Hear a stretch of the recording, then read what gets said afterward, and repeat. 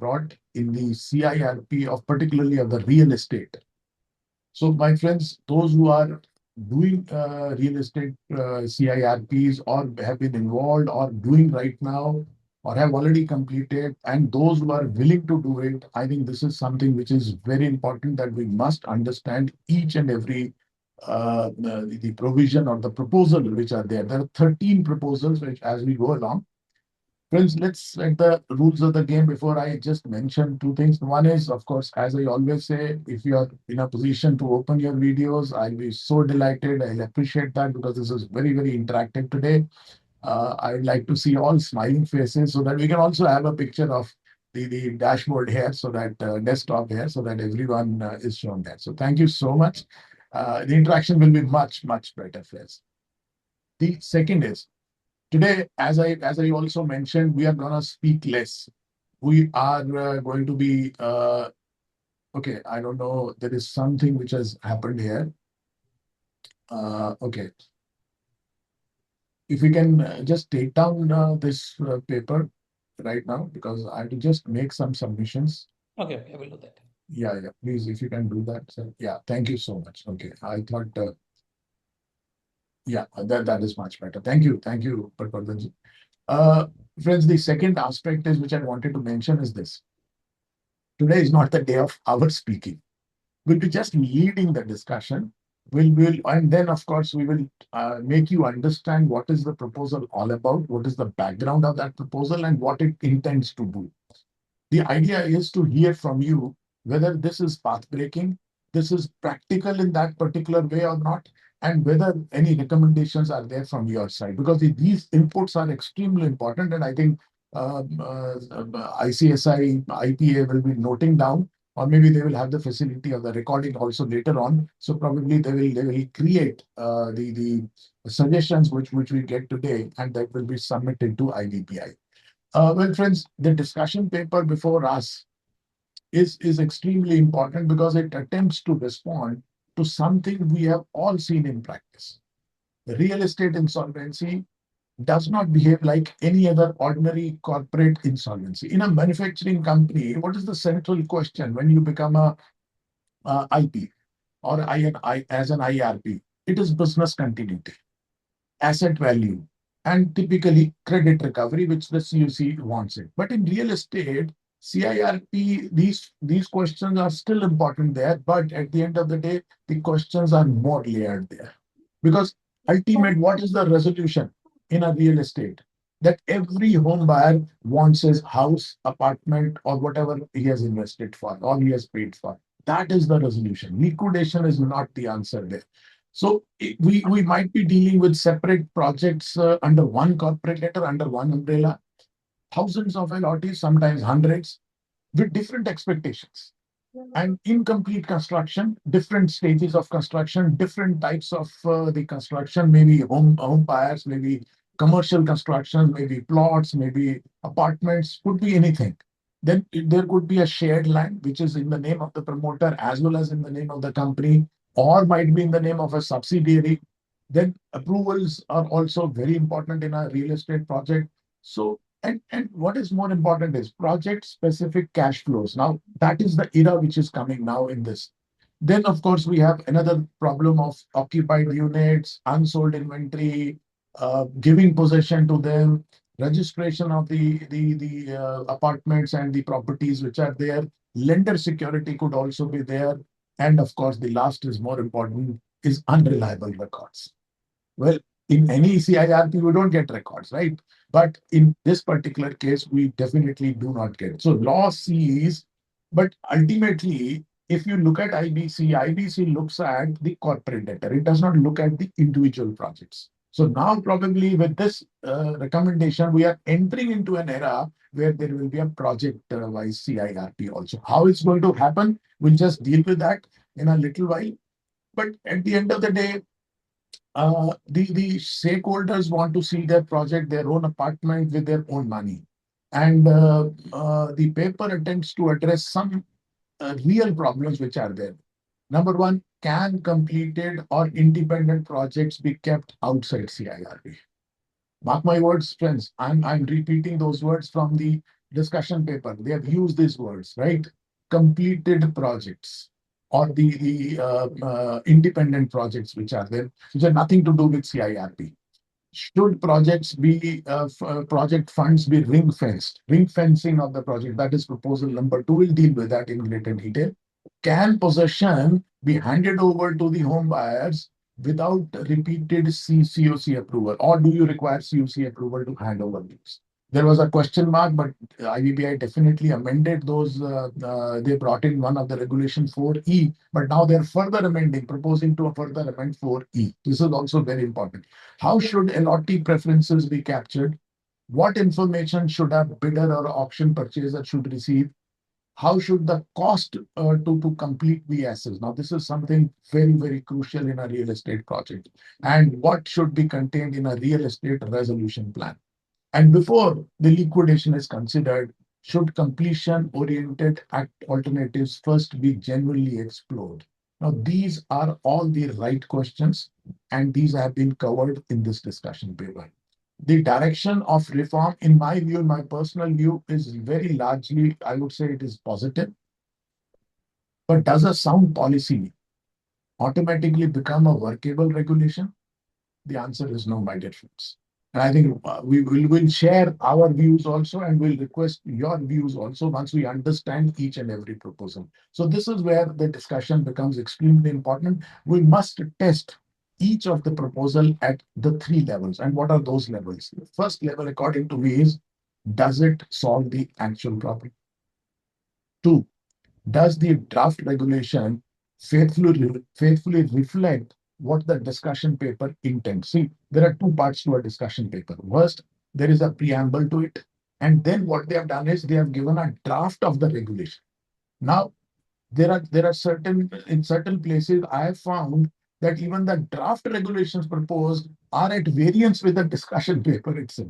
So I think this is the second aspect which we must consider. And then lastly, the third one, which is more important, is can an RP, and this is very crucial for the RPs, implement in a live assignment without creating the fresh ambiguity, delays, or litigation? So can these be implemented without creating any further hindrances? Because some proposals might be very good, might be practical also, but in a sense, they may prolong some litigation also. They may, you see, increase litigation also. That is our view. We'll deal with that. So our task is not merely either to support or oppose the proposals. What is the idea, friends? To improve them. So we have to give the constructive suggestions. So if the proposal sounds attractive, let us ask whether it will actually work. If it appears difficult, then let us ask whether the problem lies in the idea or only in the drafting. So if there's a drafting problem, then we will suggest that this drafting can be changed. But if the idea itself is not correct, then of course we will also have to convey our feelings. So, and they will probably, we hope that we will be heard and they will be taken care of by IBBI before bringing in the final regulations. So this is one of the important aspects, friends. So our object is very simple. We are, you see, helping to shape a real estate CIRP framework that is absolutely legally sound, which is commercially viable and workable, and also capable of bringing out an outcome that matters most, as I mentioned earlier, possession, and of course, value preservation. So with these opening comments, I think I will not take too much of time. Friends, you are all requested to, whenever we say that we are open for inputs and comments, so either you can raise your hand. Probably you use that sign. It is much better because it's very difficult to see a physical hand raise. Two, you can also share your comments in the chat box itself, because that will also help us, because we'll understand what is there, and probably that will be taken care of by ICSI when they draft their own, you see, comments to be submitted to IBBI. So with these words, friends, welcome once again to this webinar, very important webinar. And now I request Mr. Udayraj Patwardhan. Friends, this is also a model which we have been following. Mr. Patwardhan will present the nuances, the facts of the what is proposed there, and then probably I will also do some analysis, and then we will have your comments and inputs. So over to you, Mr. Patwardhan, and thanks for joining today. Thank you so much. Thank you, Ashish ji. Thank you, ICSI. Thank you for all of the members who have joined today. So, as Ashish ji has already pointed out, there are 13 different changes that are sought to be done, as against more than 80 different suggestions that were originally proposed. So, let us see as to how are they being tackled in this particular document. I will just share that on the screen and then we will proceed with that.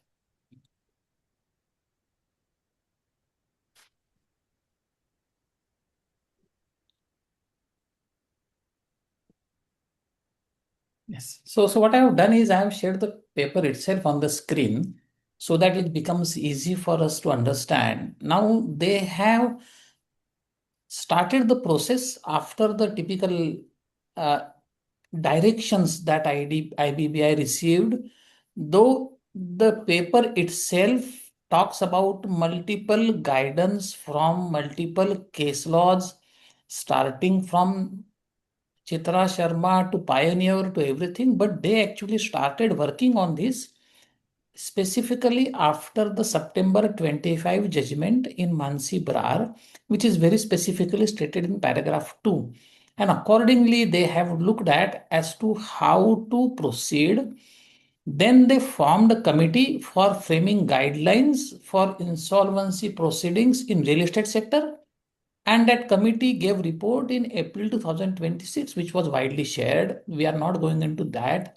Now, what the discussion paper deals with is here on the screen. There are about 13 points which have been discussed by Dr. Makhija. I am not going to take you through all this 13 again because we will be going through one by one afterwards. So let me jump to the first one. As it is stated, the date of submission of comments is 21st of July. So we are well within time to come up with any observations that we may have.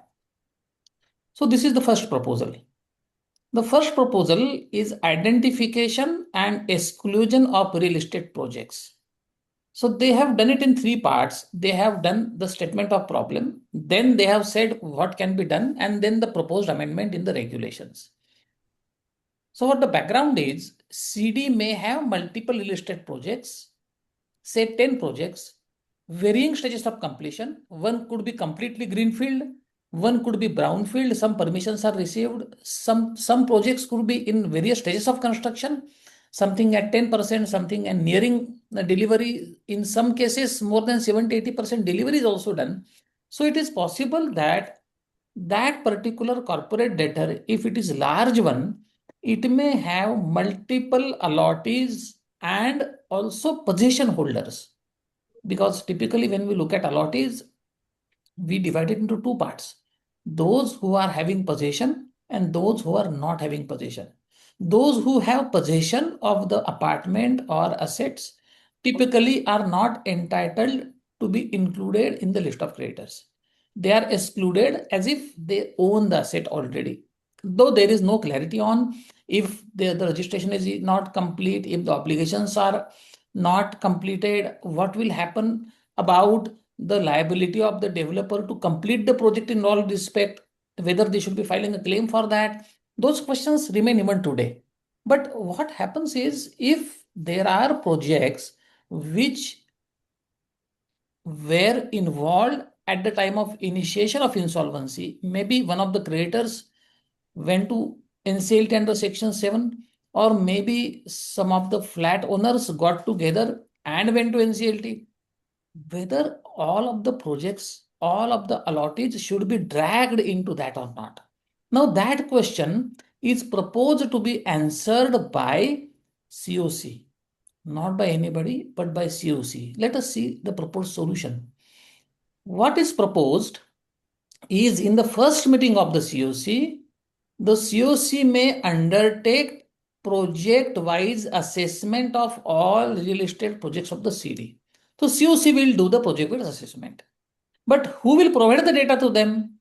For this purpose, the RP shall identify and present before COC details of all projects of the CD, including RERA registration particular, stage of completion, occupancy status, status of possession, and any such other information which is relevant. Based on that information presented, that is in the first COC meeting, that is after 30 days. COC may classify the projects into occupied projects, completed projects, substantially completed projects, ongoing projects, or any other criteria they may want to decide, and identify whether any projects does not require insolvency resolution intervention and should be excluded from the scope. So now, when section 7, section 9, or section 10 application is being admitted, it may not be possible to get it admitted on the basis of project insolvency. That is how it looks like to me. But it will be decided by the COC in the first meeting and not before that. If that is decided, then the COC, by a vote of not less than 66%, if it is opinion, is that one project or more ought to remain out of the CIRP, then it will authorize the RP to approach AA making an application to keep such projects excluded. Then when the AA would pass an order, then eventually those projects will remain excluded. So at the time of admission, section 7, 9, 10, the whole of the company will land into CIRP. Then the RP will do some exercise, present the details, and in the first meeting, if COC is able to quickly vote in the first meeting itself, fantastic. If not, whenever they decide, they will decide that I have classified those projects into completed, not completed, whatever the classification is, and some of the projects may be excluded. Authorize the RP to do it. RP will file an application before AA, and then AA in due course will say that, okay, these projects are excluded. So they say that this proposal, whatever is proposed, seeks to facilitate project-wise treatment, and it will, they say, that it will minimize disruption to the occupied and completed projects, promote resolution efforts, etc., etc. So what is the amendment proposed? Let us see. A new regulation 18B is proposed to be inserted, which is there on the screen, where the CD has more than one real estate project. The RP shall place before the committee in its first meeting project-wide details of all real estate projects of the CD, including, they have given 5 different characteristics: RERA registration, stage of completion, status of possession and occupancy, number of completed and incomplete units, and any other information as may be needed. Sub-regulation 2, the committee may, after considering the information which is placed, identify any project of real estate in its opinion does not require resolution under the CRP process. And then the committee first the committee will identify. For identification, you don't need voting. Voting is needed in sub-regulation 3. The committee may, by vote of not less than 66%, authorize the RP to make an application before the AA seeking exclusion of that project from the scope of the CRP process, and RP shall place before the AA the reasons for such exclusion which the COC might have documented earlier. So this is the proposal which is proposed. Now I would go back to Dr. Makhija for his initial comments, and also, as he has rightly pointed out, comments from other members are also welcome. Dr. Makhija, Okay. your views, please. Okay, thank you, Mr. Patwardhan. You have very elaborately mentioned this. I'll just say a few comments because few of the things which are not clear to me, of course, we will have to give our suggestions to that also. Number one, the proposal recognizes, my dear friends, a very genuine problem. A corporate debtor may have several projects, but only some of the projects may be distressed. So that is why they have used the word completed, substantially completed, occupied, or operationally independent projects. So these are the 4 words which they have used in the discussion paper. But when we come to the regulations, in this regulation, they have simply used the word, you see, the completed projects. So anyhow, we'll definitely look at what does it mean. Now, there are 2, 3 aspects which I would like you to consider. Number one, they are saying the RP in the first meeting of the COC. Now, and of course, RP would include IRP, so I'm presuming the IRP is also included here. Number one. Number two, First meeting will generally happen within 30 days, typically within 30 days of the, or maybe earlier, 30 days of the CIRP commencement ICD. So here, within 30 days or 25 days or 21 days, whatever time the IRP gets, now he has to work out and prepare a detailed analysis. By that time, some claims may be still be coming. He may not be aware about the records. He may not be aware about the projects also. But at the end of the day, the task has been imposed on the RP that he should be clear with a particular report. And once that report is there, on the basis of that report, then COC will take a decision. And another part, which is also very important. In a pure real estate matter, supposing there are only home buyers, there are no other financial creditor. Even if their lenders are there, they are typically one, two, or not more than three lenders are there. If it's a large project, maybe six, seven would be there. But the number of home buyers is always large, and they are represented by an AR. So when we say COC has to approve, what does it mean? That means the entire discussion of identification and whether they will remain out of the CIRP or not. Because supposing there are four projects in a company is doing, one project is say substantially completed. That is the word which has been used, assuming it is 95% complete. And there are say 100 home buyers are there in that. There is a second project in which there are only 50 home buyers are that. And remember this, friends, if the project is 95% complete, that means their contribution will be much more because generally it is construction linked. So their voting percentage will also be higher. So today they are asking for a 66%. Now, supposing as a home buyer and a collective home buyer for a particular project, we want to keep this project out of CIRP because we feel that if it goes into CIRP, it will be delayed. So then they may vote and say that, look, our project should be kept out. The others may suffer because they may not have a good voting percentage. So first thing is, whether 66% is good enough here or it should be increased. That is one part of it. I don't want to make it difficult, but I really want that kind of a using a commonality or consistent approach should be there. It's not that few people who have contributed large amounts, because some might be an investor who has invested in say 30 flats. Naturally, his voting right will be much more. They may want to keep it outside the CIRP. Of course, they have to give a reasons. That's a separate thing because it has to go to NCLT. But then there will be a delay, isn't it?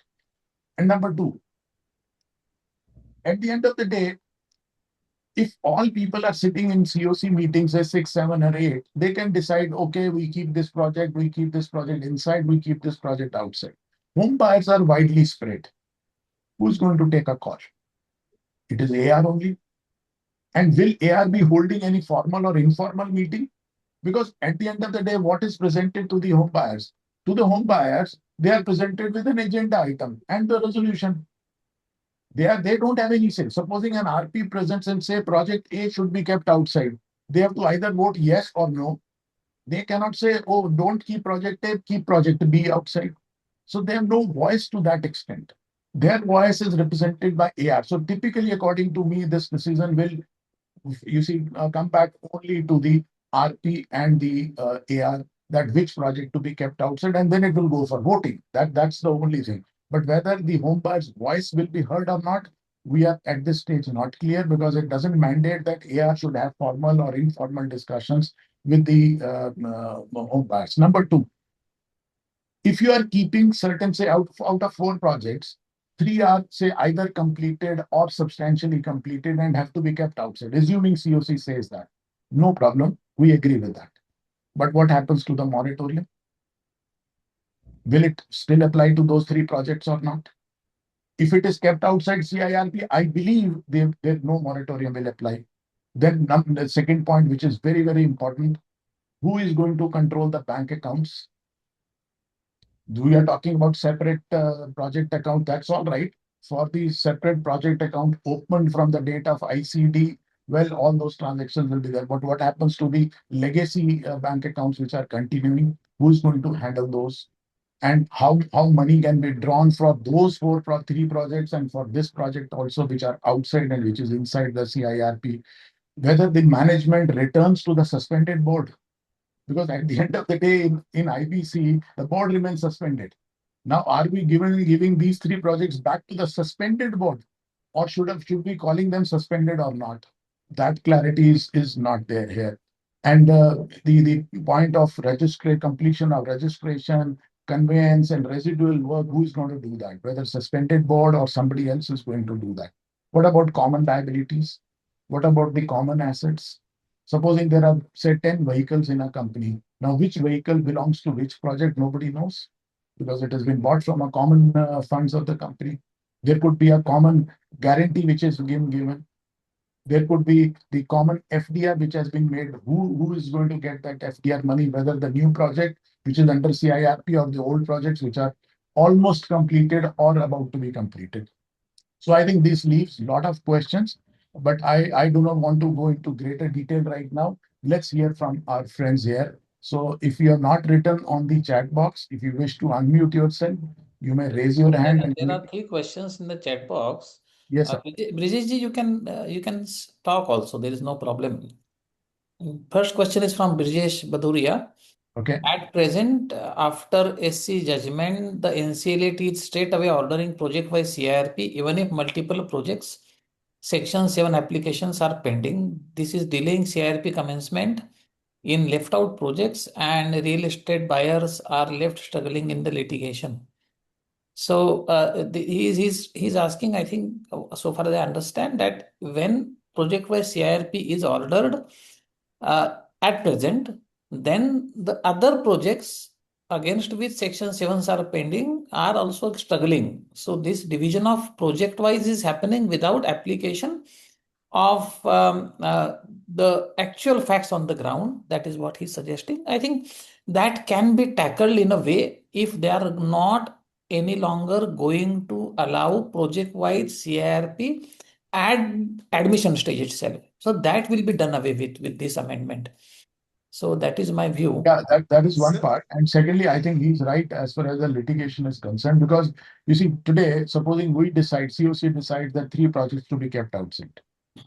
Then somebody can again go back to the NCLT and say this should not be permitted. There may be objections against it. So first, now the NCLT will have to decide all those objections, and they will go into an appeal, and they will go into an appeal to the Honorable Supreme Court. So what happens till that time? So CIRP might get affected to a larger extent. So I think the point is well taken. Mr. Baduria, you want to say, add something? yes, Please, sir. yes, sir. Actually, I wanted to express what you have already expressed in a very detailed statement that it is a, I don't know why these drafting is being done in an isolation manner where you have rightly explained the implication and we as RP are facing the same situation because you see, I am heading one real estate project. I am doing nothing except responding to the calls to the home buyers and the management. Management, they are also having team of experts and lawyers. So when we ask them about the accounts, the CFO comes and says, "Sir, मेरे पास accounts तो ready हैं अलग अलग, but आप बात कर लो साहब से बात करो." तो वो कहते हैं नहीं जी हमारे पास तो है ही नहीं अलग अलग अकाउंट हम तो जी एक ही अकाउंट बनाते हैं सो मतलब these are very practical problems and you see these things affect the project to greater extent and Ajay, you know Mr. Ritesh, I'm just interrupting you. Please tell us, as well as sub-regulation 1 of 18B, they say that RP shall place before in the first meeting project-wise details. And of course, they have mentioned area registration, state of completion, all that. Do you think it is feasible in the first meeting itself, or do you think No, that should be no, more sir. No, time no, should be no. planned? Definitely, no, definitely not, sir. Because in first meeting, the RP will not have any details of the projects, and real estates projects are having different kind of complications where drawings, status of projects, details of construction, etc., technical things, and data of the home buyers. That is another challenge. In some cases, the RP may not get the data of home buyers. Correct, correct. Ajay, now, And one more thing, sir. It says stage of completion. Do you think, sir, RP is competent enough technologically and otherwise to decide the stage of completion, or do you require that there should be some Sir, certificate from? I will pitch in here, sir. Yeah, please go ahead, sir. RPs generally don't comment on these activities on their own. I have handled multiple real estate projects, and the data comes from the employees of the corporate data mostly, which we put a remark that this is the status as assessed by the in-house team. In one of my project, I even this amendment is coming today about cost to completion, etc. I tried to do it in 2019 in one of my project. COC did not fund it. I said, let us do cost to complete analysis. Let us see how much money is required to complete and how much will be the billing, and let us see what should be the resolution plan value. I said it will help you. How much amount is required and how much amount will be received. They didn't do it. So, external agency, there is a separate clause for it. I don't think that is going to be approved. We will have to blindly believe what management will provide it to us, if at all they provide something to us. Otherwise, we will have to rush to file a section 19 subsection to application and say that my application is pending, 18B cannot be complied with. That Okay. is one thing I want to convey. Yeah, that Another is. thing Yeah. is whether we are excluding those projects which are viable and independent. Or if the COC says there are two projects which are not going to be cash positive, let them go into liquidation. I don't want to deal with them in CIRP. Is it allowed? This is not answering that. So whether the COC will take out viable projects or how? No, nothing is provided here. So if COC says two projects are unviable, I don't want them here. Can it be done? I don't have an answer. Okay. See, I think let's discuss one thing here, and I think we can make the points. Number one, it does not define exactly what do you mean by completed projects. Completed project could mean physical completion, or it could be supposing the physically it is completed, but conveyance deed has not been done, occupancy certificate has not been received. So whether that will be a part of completion or not, because merely using the word completed projects, I think this is something which is very gray area could be there. And then it says, COC in its opinion that it does not require resolution, which according to Mr. Patwardhan, he has very rightly mentioned that probably that's a viable project. But what happens, friends, in a company? One project may be distressed. It might needs money because there may be a surplus money lying in the company from another project. So definitely that money can be used for a distressed project also, right? To that extent. Supposing the project is complete and the profit is there, then what happens to that? So I think there are many gray areas which need to be clarified. First is that number one, the completion. What do you mean by completion? I think that clarity is also required. We'll go to Mr. Amrendan Shivakumar. Yes, Mr. Shivakumar, go ahead, sir. And I may I request everyone to be very brief now because there are 13 proposals. We don't want to spend time only on the first proposal itself. Yes, sir. Go ahead, sir. No, no. All I want to bring to everyone's attention is I also did a real estate project around 2020, 2021. And the first time I came across this cost of completion was when I had to get the valuation done. And the valuers, as a basis of valuation, they took, the valuation of the land, etc., and the cost of completion minus the prices for which it could be sold. And they came out to that. So all I'm trying to find out is definitely this won't be available by the first meeting. Whether we can integrate some efforts because there are other professionals. I mean, valuation has to be done by land and building people. That's all I wanted to bring to people's attention. Okay. So, Pete, you can note down number one, by the first COC meeting, I think this is not feasible. This is not practical. Friends, how much time do you need?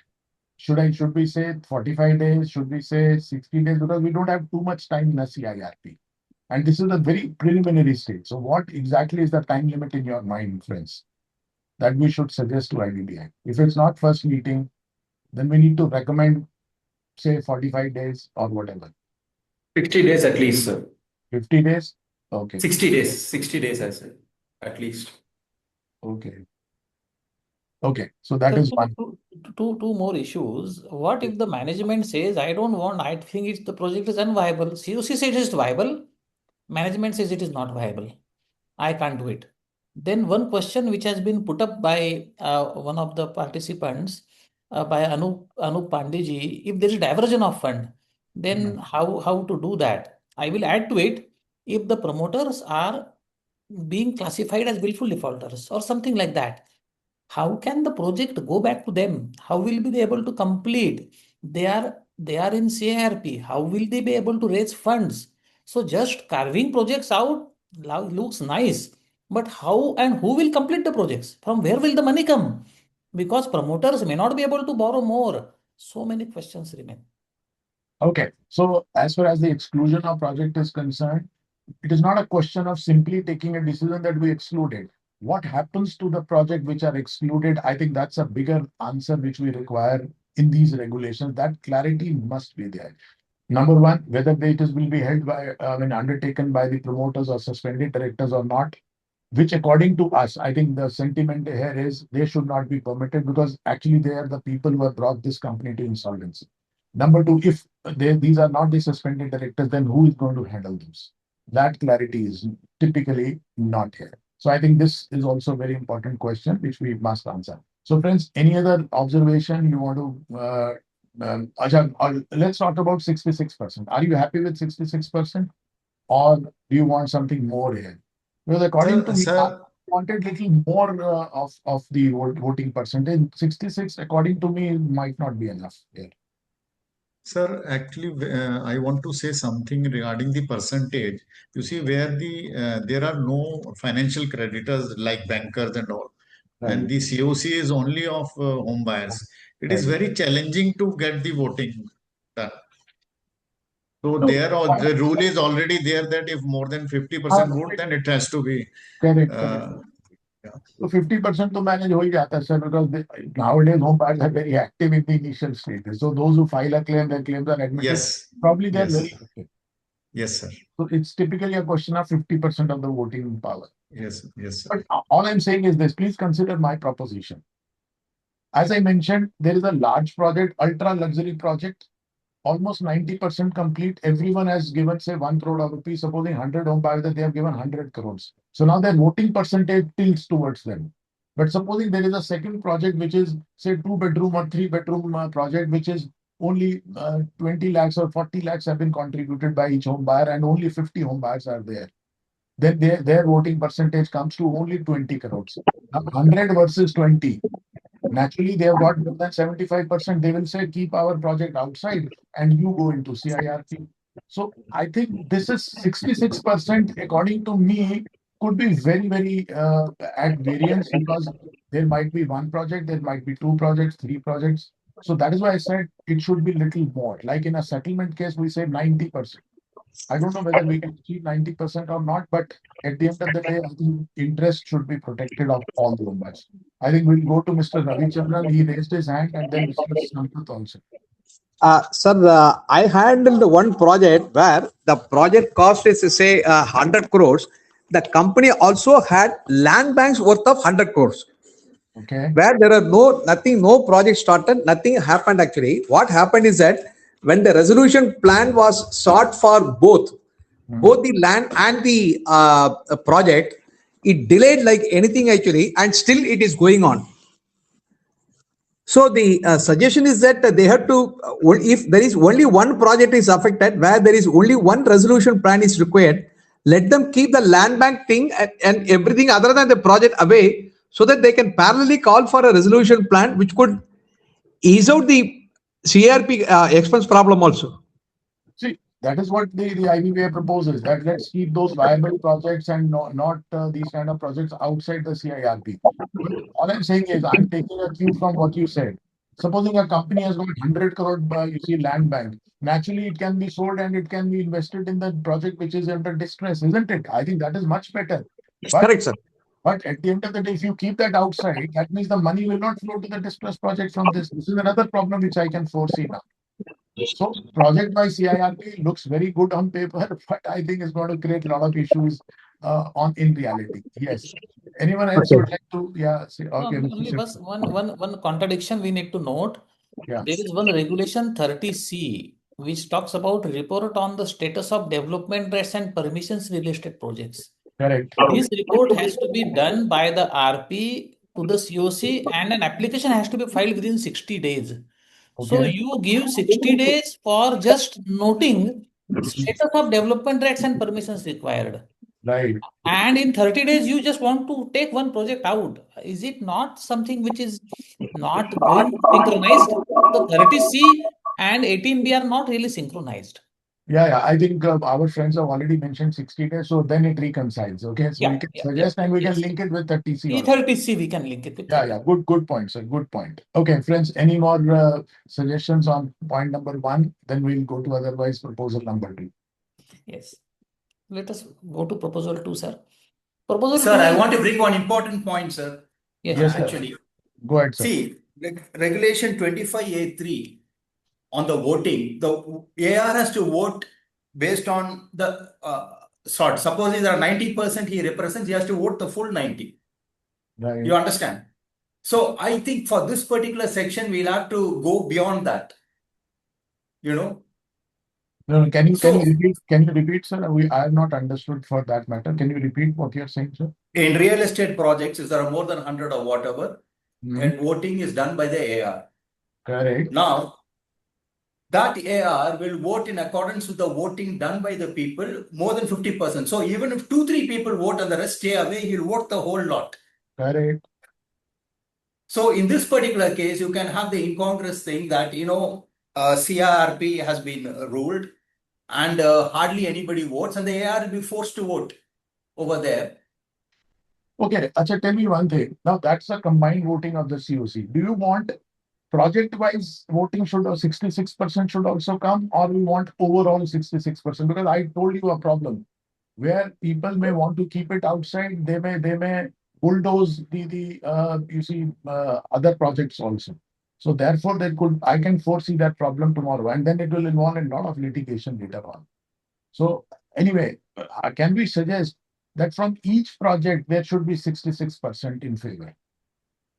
Because if we take an overall percentage of COC, well, I think anything manipulation can also be done. Okay, Mr. Gururaj is there. He might want to speak. Yes, sir. Please unmute yourself.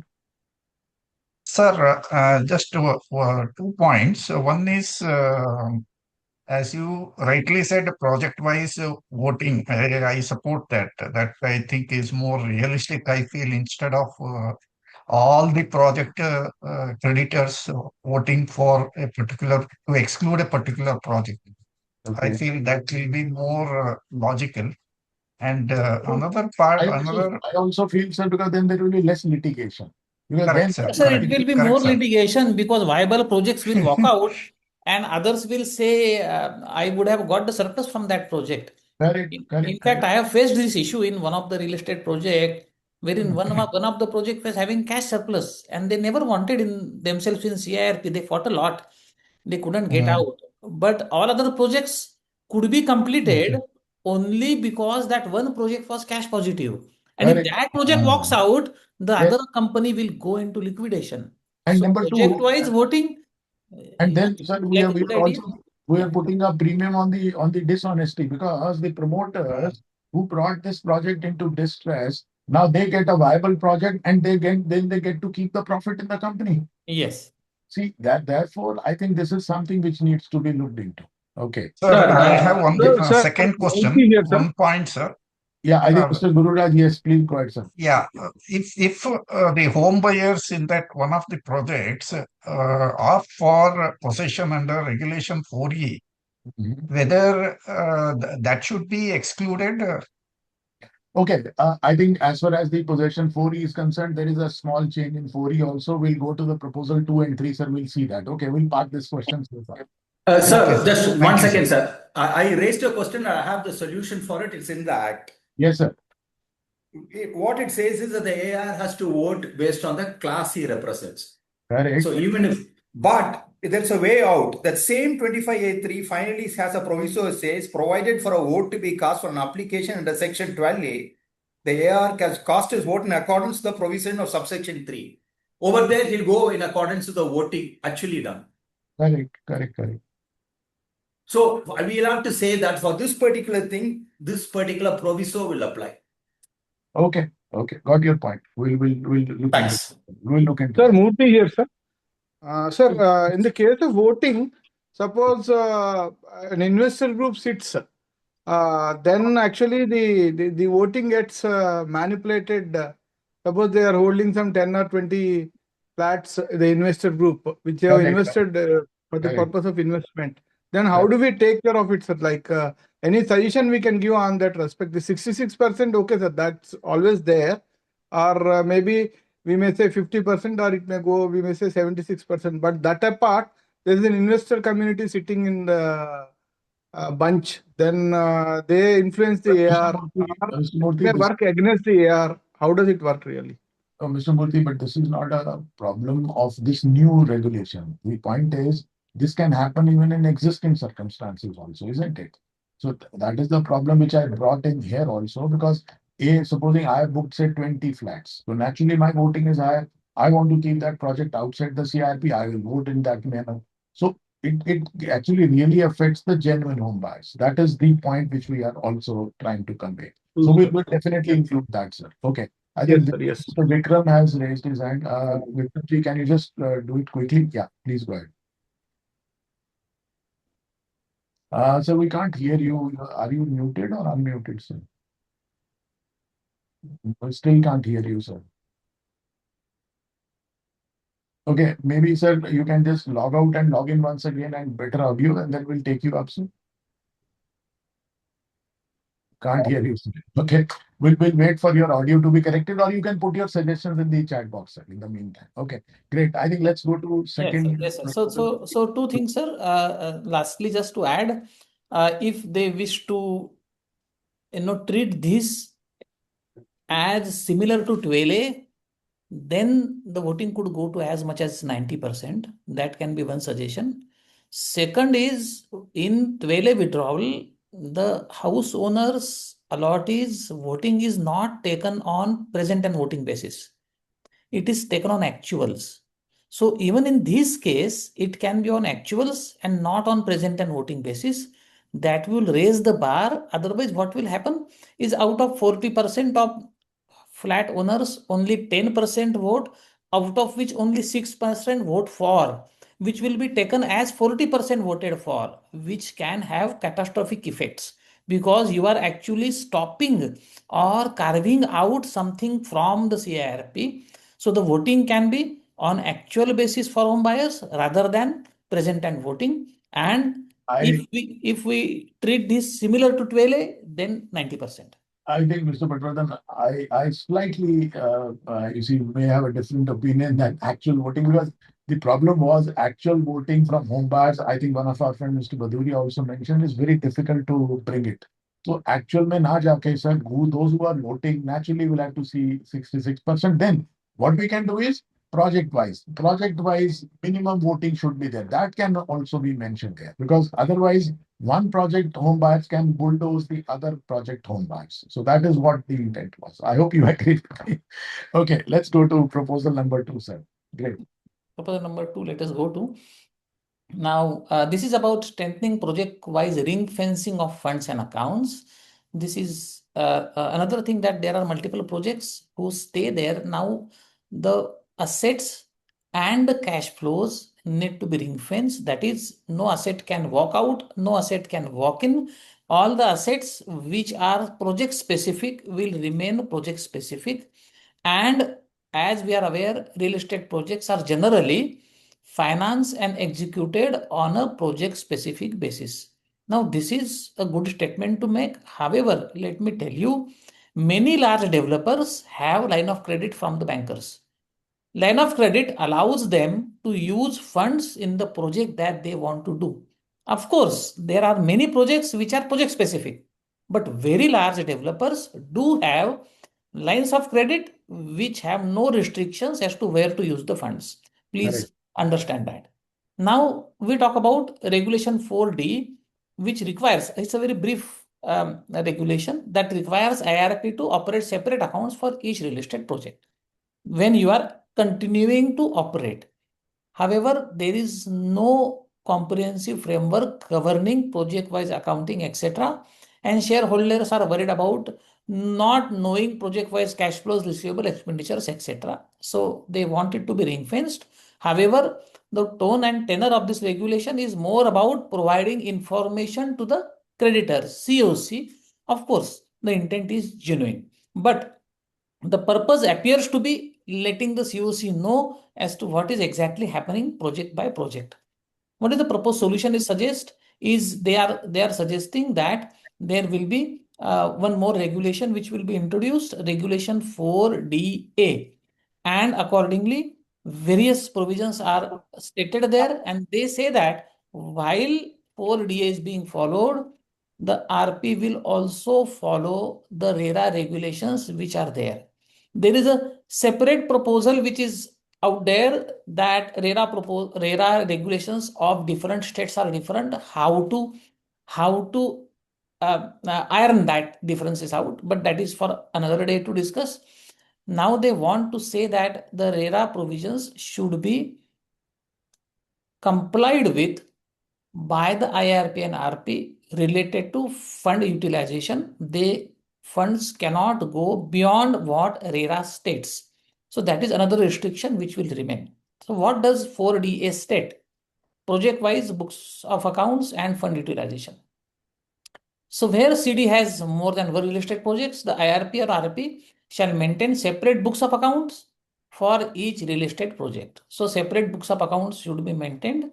I don't know the meaning of separate books of account because typically there could be segment reporting done, but nobody maintains separate books. There can be a requirement of segment reporting. I can understand that reporting can be separate. Accounts can be separate, but how to maintain separate books of accounts? There can be cost centers, there can be profit centers, everything is possible. So within the same set of books, there can be segregation done.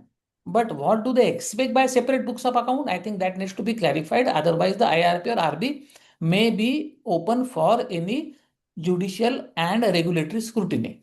Point number two, all receipts and payments regarding real estate projects shall be made through the separate bank account maintained for the project. That will be done as per RERA. No problem in that.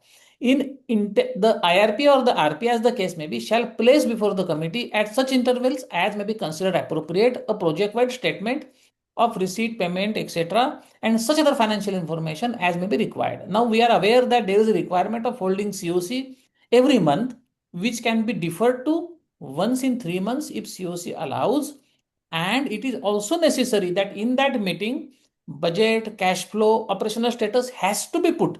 So I think this can be done along with that regulation that the IRP shall present all these budgets, etc. in that meeting. Fourth sub-regulation, the IRP or RP, as the case may be, shall ensure in respect of every real estate project of the CD, fund utilization requirement under RERA are complied during the CIRP process. Now, there is one very specific requirement that the that the RP and IRP will have to make a declaration, according to me, in each meeting that the provisions under RERA are being complied with during the CRP process. So now the RP or IRP is now required to go by and make a statement that fund utilization as per RERA is being done appropriately.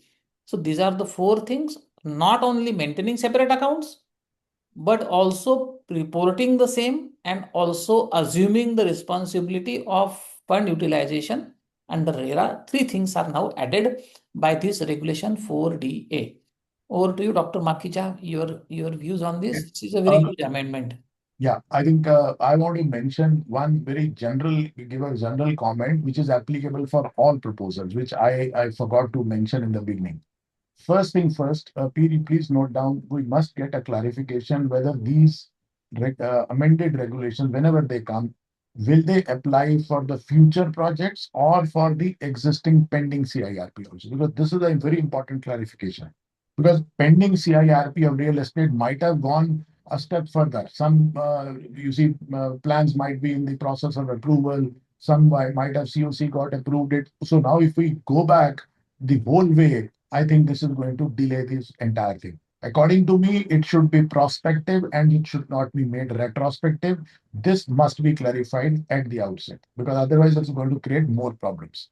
Now, coming to the separate bank account and separate books of account. I think separate bank account provision was already there, 4D, which was brought in that a separate bank account should be maintained. Now, separate bank account here means is that the moment the CIP starts, you may start maintaining a separate bank account. Very good.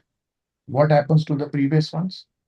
Where see, the deeper problem is historical commingling because the commingling has already been done.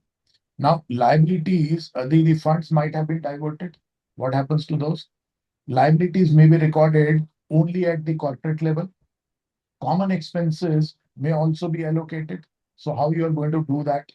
And because I think Mr. Patwardhan raised a very good point, he used the word books of account. In fact, instead of books of account, because books of account are maintained for the company, they are not maintained for project. They should have mentioned project accounts. I think project account is a better word out here rather than the books of account which are there. So the reliable project-wise accounts in the past, that may not be with IRP. So what are you going to do with the future one? Well, that is not really going to serve that purpose.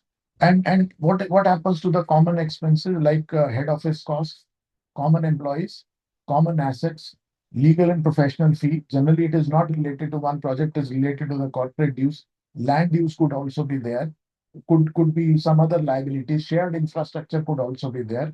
Common infrastructure could also be there. And then, of course, the CIRP cost could also be there. So unless we have a transparent allocation method, this is a major problem. I think Mr. Baduria will also agree with me. That the transparent allocation method is not there. How you will distribute the assets? How will you maintain the separate books of account? I mean, unless you have asset-wise categorization that this asset belongs to this particular project. So I think this is going to create a little more problem as far as these things are concerned. Yes, friends. Any other difficulty you see in this particular aspect? Just focus on 4DA, which is the proposed one, which is on your screen. So tell us what is the problem and what is the suggestion which you give way ahead. So how do we move forward? Or are you okay with this? Can you prepare? Let me ask very pointed question. Yeah, please come on. Yeah. Sir, I think this proposal is okay, and even for the books of accounts also, I don't feel that it may create any problem. Books of accounts means project specific books of accounts only. We may ask for adding the clarification in this. And the concern is, as you have mentioned, that if the RP is not in a position to inherit the separate books of accounts, then how he is able to take it forward? Because normally the philosophy of the CIRP is to that he has to continue with the status as he inherit or he or she inherits at the time of insolvency commencement. If they expect IRP or RP to build such an environment, then he has to be given some time, like 60 days or whatever. Then separate people can be kept and books of accounts can be maintained. And installed product, there is, of course, there are no funds. There is normally what happens that in some cases where I have experience, we don't get anything, neither funds not information. So books of accounts can be started from the scratch. I think there is no problem. But the problem is, sir, the RERA is already there. So I'm not sure whether these kinds of reporting is there, that they have to file separate books of accounts for each project or not. No, in RERA it is not there. It is typically for the purposes of the fund utilization. They create an escrow account, and whatever money is received, then you have to invest or use that maybe 60% or 70% for that project only. So yes, sir, that is there, but separate books of accounts, I think, is not there. So what I think focus or we can evaluate whether these kinds of amendments should be incorporated in RERA first. Anyhow, Sir, RERA. able to listen to me? Yeah, please go ahead, sir. Sir, sorry, I could not communicate last time. Right. What sir has said, like I was at a first instance was willing to tell that thing only. now we are discussing upon the paper. I don't want to bypass it, but what I feel is at the primary instance there have to be sufficient amendments to the RERA Act. Okay, why? Because it is a RERA Act which is going to talk about the bifurcation of the projects, okay, utilization of the fund, use of fund, maintenance of account, and everything. Like my intent in like understanding with respect to RERA is when it was being introduced, it was introduced not as a package but as a single project-wise development. Okay, but over a period of time, what has happened? It was built in a such a way that one single builder will be having a multiple projects in the different names, and where it is bound that there is a siphoning of the funds between the two projects, maintenance of the common accounts, maintenance of the common workforce, and there are several common elements that comes into picture. At suddenly at this point of time under the IBC, it is been enforced saying that the resolution professional who comes into picture within a limited period of 180 time of the entire period, he has to make a bifurcation and settle the matters. It becomes very difficult to him to identify the each and every element and segregate them in a such a manner that they should appear before the NCLT as a separate independent entity. Correct. So there is a bit of constraint on the part of the insolvency professional to identify these things and to bring the picture in front of the NCLT. So primarily, RERA has to be amended with respect to having a particular specification for each of the project. Then this particular amendment has to be put forth. What I feel, sir. See, there are few issues. Let's break it down. First is maintaining a separate bank account for a particular project is not difficult, which is also as per RERA. So there is consistency, no issues in that. But maintaining a book, so supposing for one project, one home buyer pays you. Now you have to maintain a separate ledger, separate anyway, all books of accounts separately for that. So there will be a separate profit and loss account. There will be a separate balance sheet for that particular project. And then there has to be a combination of all those four projects, and then only the corporate balance sheet will be prepared. I think this is too tough. According to me, this is going to create a huge amount of workload on IRPs and RPs. Number two, now supposing you appoint a valuer, you see for a value, enterprise value and other things, or maybe take a legal advice in the CIRP. Now, to which project you will divide that amount and how you are going to allocate?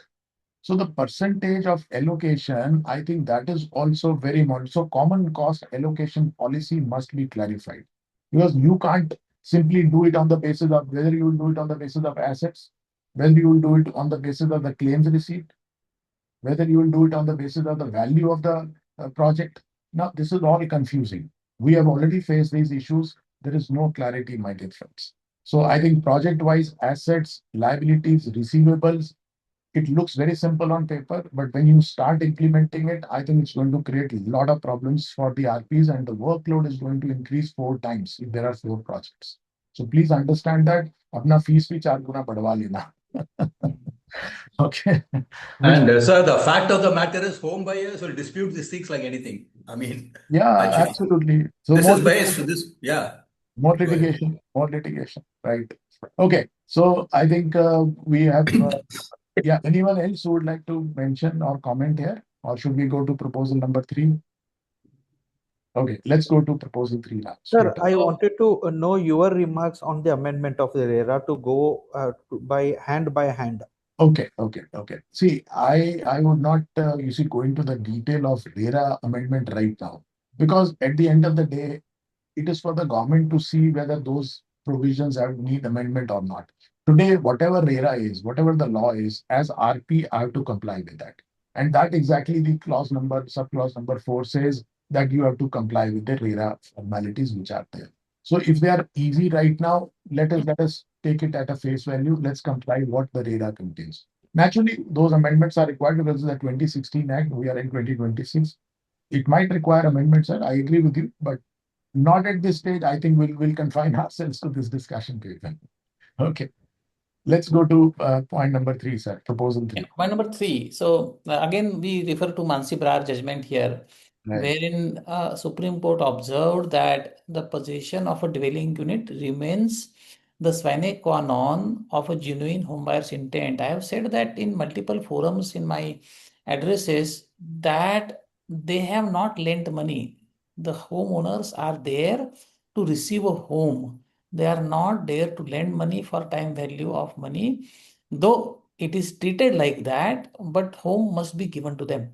So now the Honorable Supreme Court also directed that IBBI shall also devise a mechanism to enable handover of possession to willing allottees where substantial units in a project are complete.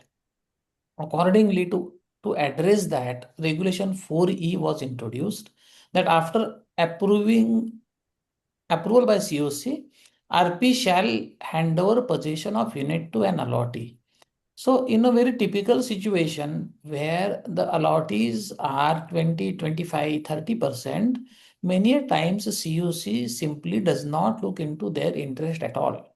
They don't fund, they don't look at possibility of even handing over possessions also sometimes. Case to case, it can be different.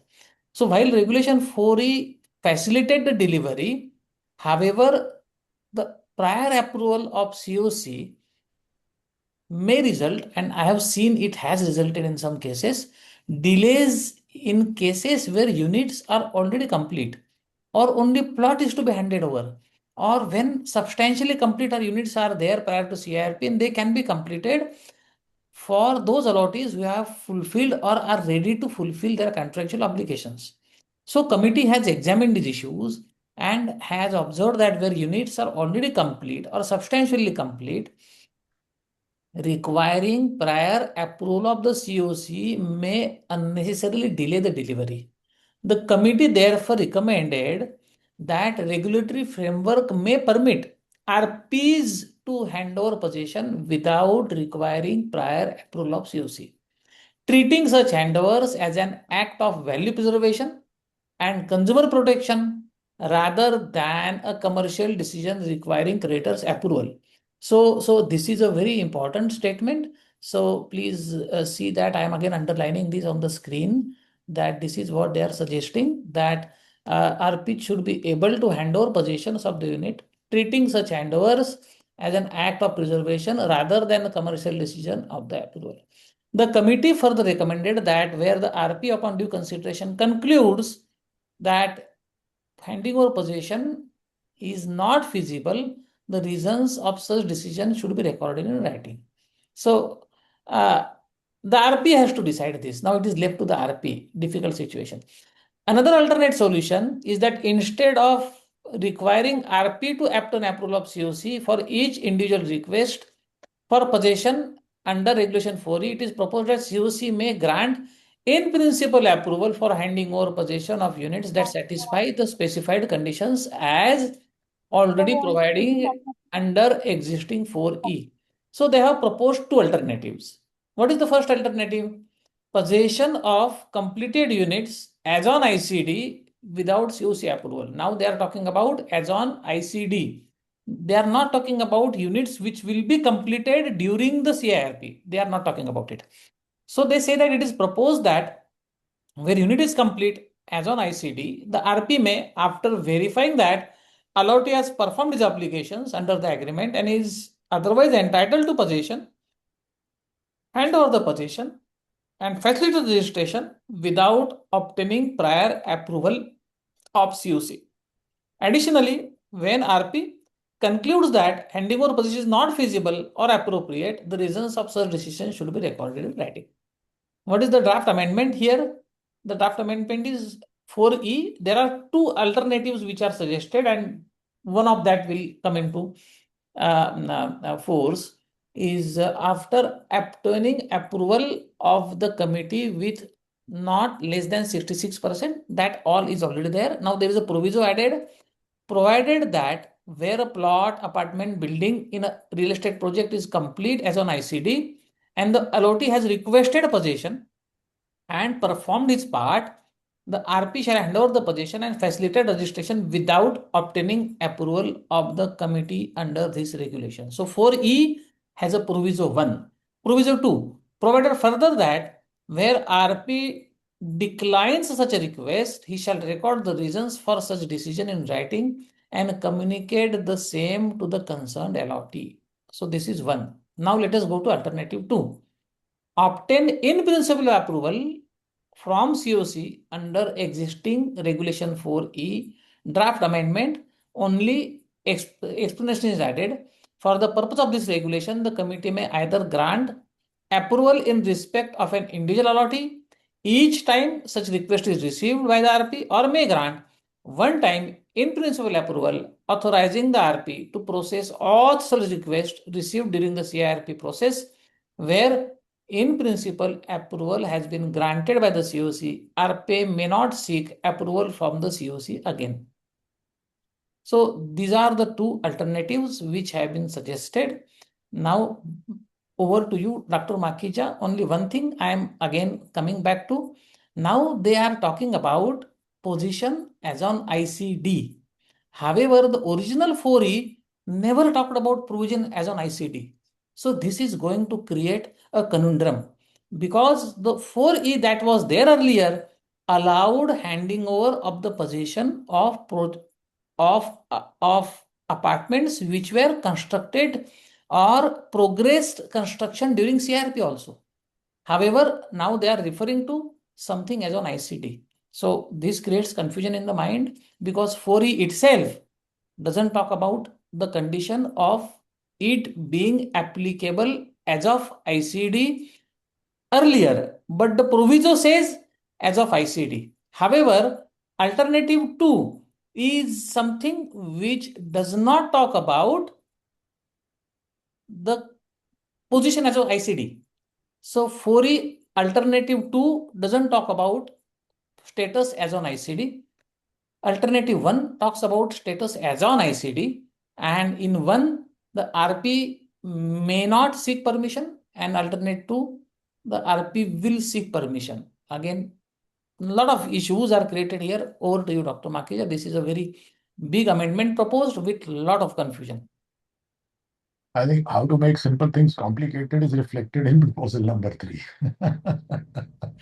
Well, the first principle, in principle, I think let's talk about that. Forget about existing 4E, forget about provisos or being explanation being added as alternate 1 or alternate. We'll come back to that.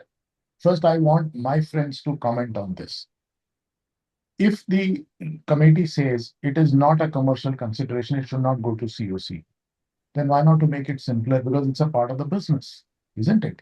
Well, as you are handling, say, assuming any manufacturing unit, what raw material is to be purchased, to whom it is to be sold, you don't go back to the COC. You hand over the possession of the material or finished goods to the person who buys that.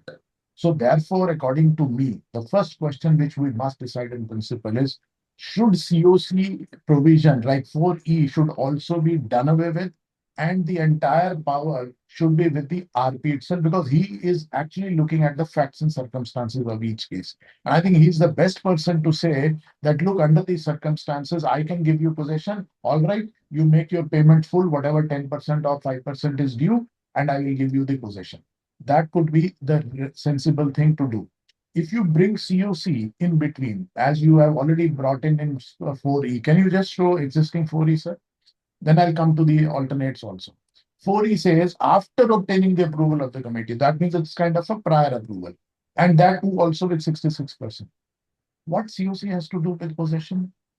It's typically a business decision. They shouldn't get into these kind of things, right?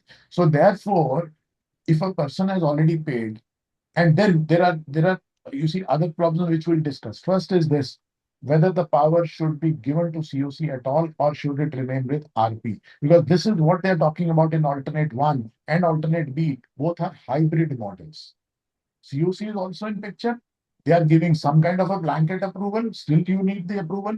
And in the second case, they say, oh, all right, regardless of what you are saying, you see approval, but if it is complete on a particular date, which is ICD, that is also another problem. We'll come to that. First, my friends, I want to hear from you. Should it be RP solely, or do you want to bring COC in picture? What are the pros and cons of both? First, let's concentrate on that. Okay. Sir, my question is whether the this regulation existing 4E as well as the proposed, they don't talk about the legality aspect of the handing over the possession, whether the RP or COC, whoever is the authority, can hand over the possession. I'll come to that, Mr. Baturia. I have 4 points on that. I understand where you're coming from. Right now, I just want simple call whether it should be solely RP or it should be COC plus RP. That is the answer which I want right now. Legality, I'll come to that, sir. I've already got 4 points on that. You are absolutely right. Sir, I think RP is competent enough to evaluate all those things and can hand over the possession. Great, sir. So 1 vote is for RP. Yes, Mr. Pankaj Mehta. Go ahead, sir. We are only focusing on this point right now. Yeah, so my submission is that this particular amendment is in direct violation of 18B, wherein they are actually saying that we need a COC approval for, we need to give them an update about what's completed, what's the project-wise status, So at that time, you're talking about we need to give the status of the projects, and over here, we're talking that without any COC approval, we can hand over the possession. They are in violation to each other, sir. We don't think that it is violation, but yes, there are some legalities involved, as Mr. Bhaduria was pointing out. We'll come to that later. But right now, whether legal or illegal, let's not talk about it. Do you want? No, it's practical. It's not practical. No, I mean, it's in case I need to practical, have, in case I need to have a upfront, without taking their approval, hand over the possession, What then is how the issue? does an RP actually go about, getting the status report and then submitting it to COC? The See, practicality about it, sir. No. Practicality is very simple. So supposing the project was complete, I have handed over out of that, I have handed over 20. I'll report that to COC. If it is only a reporting, I'll do that. So that's not a problem. I don't foresee that. Okay. Anyhow, Mr. Subhash Prasad. जी आप mute रखिए हाँ हो गया ठीक है Yeah, Mr. Siva Prasad. Yes, sir. Go ahead, sir. Good evening. I feel that the office should be given the authority to hand over the facts, RP should be subject to recovering all the remaining Naturally. amount. Naturally, But it should be not by only saying, recovery, not only recovery, sir, subject to all legalities also. Let's understand yes. that. And he has to update the COC that he has taken these steps, so that they should be aware of the steps taken by the RP. See, as far as there are two things. One is placing that before as for information to the COC, that is a different thing. Taking permission and then handing over possession is a different aspect altogether. So we are discussing only that. Yes, Mr. Gururaj, go ahead, sir. Yeah, Sir, I feel RP should be given the powers to hand over completed units. Okay. Another point is there could be some home buyers who are ready to fund their project completion and take it over. If there is a small portion left, I feel that also should be given to the RP. We'll talk about that, sir, because that is something which legal question is involved. Yes, I think Mr. Shivakumar, and then we'll come to Mr. Patel. Yes. Sir, I think RP is good enough. Even when I did the real estate, normally, or what you do is you ask the person to identify himself, give his allotment letters and various things. And if everything is there and we agree on the amount due or whatever from his side, which he pays off, you hand it over. Okay. Legality. So legality will come to that. Okay. Yes, Mr. Patel. Sir, my view is that it should be RP and COC both. Because RP works under the instructions of the COC for most of the matters. Because when you are alienating such a big asset, because tomorrow they may come back and say, why did you give this? Because if you want the RP to be protected from all these legalities, I think it should be with the prior approval of the COC. That's my humble view. No, the point is the RP will also try to ring fence himself. He is not going to give possession just like that. I'm saying if all the compliances and legal formalities are complete, he might take a legal opinion also and say, all right, you can give possession. So his ring fencing is already there. He's protected. Why do you have to go back to the COC? Supposing now let me put a second question. Supposing all the formalities are not complete and COC still says give possession, as an RP, will you give it? Because now COC has directed you, but still the formalities are not complete. So it can be reverse also, sir. All I'm saying is legality. Now let's come to legalities. I think Mr. Bhaduria was also pointing out. Now we will hear from him. But yes, there are 2, 3, 4 points. Number one, whether the occupancy certificate is available or not. Supposing the project is complete, because here they are talking about look at the proviso which they are planning to add. I'll just read it. provided where a plot, apartment, or building in a real estate project is complete on the insolvency count. So underline the word complete. What do you mean by complete? Have they given us the definition of the word complete? Is it only a physical completion of the unit? Or is it the occupancy certificate is also required? And it is also the completion certificate is also required, whether common services are complete or not, whether fire safety is pending or not, whether the access is available to those units or not, and whether the building, now this is something important, whether the building is fit for occupation or not. So I think they must define what do you mean by completion first, because completion involves, and they are saying we must comply with RERA.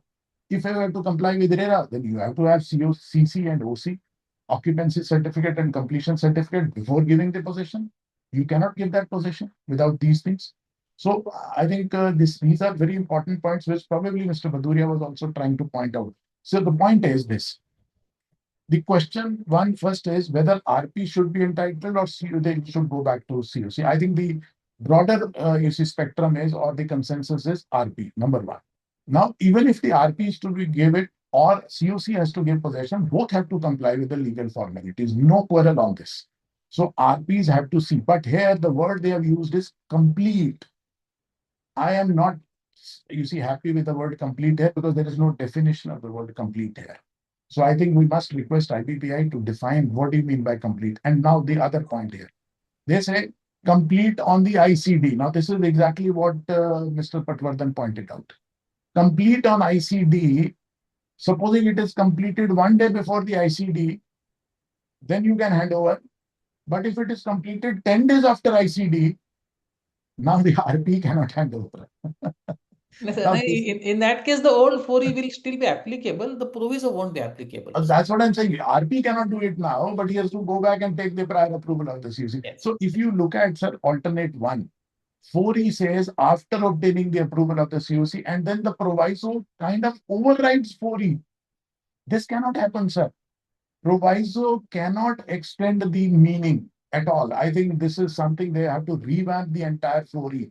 They should do away with the 4E and make it in a simpler words that resolution professional is entitled to hand over if the project is complete and whatever the language they want to use. I think this will make it much, much simpler, right? Now, as alternative to, I will not go into that because on the one hand, in 4E, they are saying you have to take a prior permission. On the explanation, you are saying now explanation is also expanding the meaning of the section. And explanation, what it is saying, it says, oh, we can give you the, instead of giving the individual approval, we'll give you the blanket approval. Then if you have to give a blanket approval, then you are leaving everything on the RP, isn't it? So let the RP do it now. So all I'm saying is if you ask me, I will redraft the whole thing. I will do away with the original 4E also. No proviso, no explanation required. Let's redraft 4E in a very, very simpler manner. That's my suggestion. Now I'll ask Mr. Shivakumar and then Mr. Sampath also. Yes. Sir, I just want to point out one tricky situation I faced. As Yes, you're sir. aware, in the case of real estate, after resolution plans are given, orders are delayed like anything. Right. 1 year, 3 months. In that period, one person who had done everything came before me and wanted me to hand over. Now, because of the COC and other things, and he was a politically corrected guy, he started coming around me in a threatening manner. Okay. So whatever we have to say, we have to make it very clear that if the RP feels everything is right, then it should be done, rather than get into this type of things. I agree, sir. I agree with you. Yes, Mr. Sampath. Go ahead, sir. Sir, I believe all these suggestions which are being discussed today were already given to IBBI. Even Sanjeev Pandey sir was against many of the suggestions. Yet the same thing is coming in form of paper for suggestions. Something is possibly not working over there. Another particular point, maybe project-wise insolvency, etc.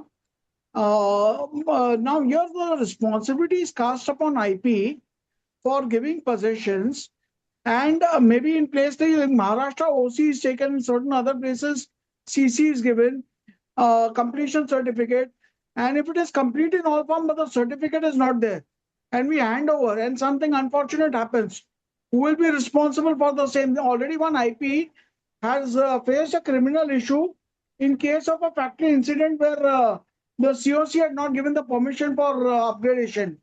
Now here they are casting duty upon IP. So powers are being given to the COC financial creditors, but responsibilities are being cast upon IP. I feel that is a bit unfair. Also, now when they are going for project-wise insolvency, if the funds are diversified from the project to other places and the corporate is not coming, as you said, it is actually maybe awarding the promoter for his dishonesty. And all these issues have been pointed out repeatedly in various forums to IBBI. I know you are a very positive person. I like hearing to you and Udayraj ji for your positivity. But somewhere the things are not working, sir. And do you expect that things will work this time with the suggestions? Well, your comments are well taken, but anyway, we cannot comment on that. We are, as I mentioned in the beginning, we are not here to criticize or do something. Let's give our comments that whether this is workable, practical, or not. I think we should be focusing only on that particular aspect. Okay, so I think, friends, this is very important. Whether it is RP or whether it is with the approval of the COC, that is one question, bigger question. But please mark my words, please do not give possession unless all legal formalities are complete, because then criminal cases can definitely be filed. Supposing the lift stops working and you will be held responsible, isn't it? So therefore, you have to be very careful. As I mentioned, 4 or 5 points which are there, whether occupancy certificate is there or not, completion certificate is there or not, fire safety is taken or not, access is available, and the building is fit for occupation. You must involve some civil engineer to give you certificates about all these. You are not a technical person. So please do that. Of course, for legal formalities, whether these things are complete or not, you can look into it. But for other structural things, you must obtain certificates from civil engineer or architect, whosoever is involved, and then you should be, taking steps for giving the possession. That is very, very important. Okay. I hope we can give all these suggestions to IBBI. Probably they might look into this. Yes, So, sir. sir, I just got a point over what you said just now. Yeah. In any case, the RERA utilization report requires a project engineer and a project architect to be involved. Correct. Correct. Yeah. So Absolutely. Even chartered accountant report is also yeah, required. that too. That's the actual fact. But So I'm talking the technical aspect. So all I'm saying is, sir, not only that, RERA compliance, in any case, in one of the proposal, it says you must see the RERA compliance. So RERA compliance will include all these things. So you have to be very careful before giving the possession. Okay. Because in any case, you see, going to the COC and COC gives you permission to give possession, but still something wrong happens, naturally the scapegoat will be RP. So I'm only cutting down one step. Why to go to the COC? Let's make the things faster. That's the only solution. Okay, yes, let's go to, sir, proposal number 4. Let us go to proposal 4 is about simplified claim form for real estate allottees. Now they call it a simplified form, but it is actually a more specific form which will suit the expectations, or what I can say is aspirations of the home buyers. I am very careful when I'm using the word aspirations, but that is what I have to use. They say that the common claim form for Form CA is basically for creditors in class, which is not specifically designed for home buyers. Home buyers could be situated at various locations. They could be illiterate, semi-literate, fully literate, may not be aware of how an insolvency works, what they need to ask, when they need to ask, how to convey their preferences, whether their preferences will at all be heard at any point or not. So to address all these issues, they said that let us have a form which is more simplified and which asks direct questions about choices of the home buyers as to what do they want in this process. So this is what was the problem. And what is the proposed solution? Is they are suggesting that a new form should be developed, Form CA-R, and it has 6 different characteristics. Part 1 is about their particulars, that is name, PAN, ID, mobile, email, etc. Part 2 is project and unit details. That is, what is their RERA registration number, what is their tower number, what is the date of allotment, etc., which normally they would otherwise also give. So part 1, part 2, they used to anyway give. But now it is specifically asked as a part of the form. Part 3, the financial detail as to what was total purchase value, what was the amount paid, etc., along with its proof, of course. Part 4 is preference of relief, possession, registration, refund. This is something new, which was never asked in the past during these processes. Part 5 is possession status. Part 6 is the supporting documents for all this. So they say that we will be able to look at this form A for information. I think we should look at form A before we proceed. So let me go to form A now quickly and see as to what it says. So this is form A which is proposed. Form A CAR, the claim. Part 1, we are aware, name of the allotee, PAN, email ID, mobile number. Now let me tell you, email ID and mobile number is something which has always been a problem for us during CIRP. Clement is a mother, 70 years old. She may give her son's mobile number. I don't know why. She has a mobile. Everybody has a mobile phone nowadays who is wanting to buy a phone. But still, they will give somebody else's mobile phone because they are afraid maybe their son, their daughter-in-law, their daughter, somebody else, or husband's mobile number. After some time, that mobile number changes, dies down. Email ID, everybody in the home may not have. So those issues do come up even today. I think those should be addressed because at the time of implementation of a resolution plan, we face these issues. Anyway, that is not the topic today. Point number 2 is project and unit details. Whatever details they have to provide, and we are also supposed to have those details with us while we are taking care. Financial details. Again, these details are specifically asked, what is paid, what is not paid, etc.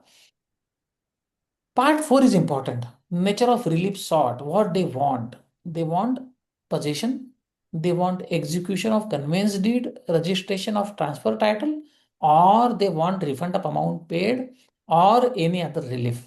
Now the questions will come whether they would want refund of full amount, refund of amount plus interest, refund of amount plus some penalty, because there are expectations from the developer that my money is stuck for 10 years. I want interest at 18%. Somebody may be holding a RERA order in his hand that the decree has been passed in my favor. And decree is refund the money to that person. In such a case, will the person be able to go and say, I want possession, I don't want that amount? Question remains. So these reliefs are now asked, and if they write those reliefs, will they be able to change afterwards? Say they don't like the project, they don't like the promoter, and some big promoter comes in, a resolution applicant comes in, and attractive proposal is put up that this is what you will get, and now the person wants to change the preference.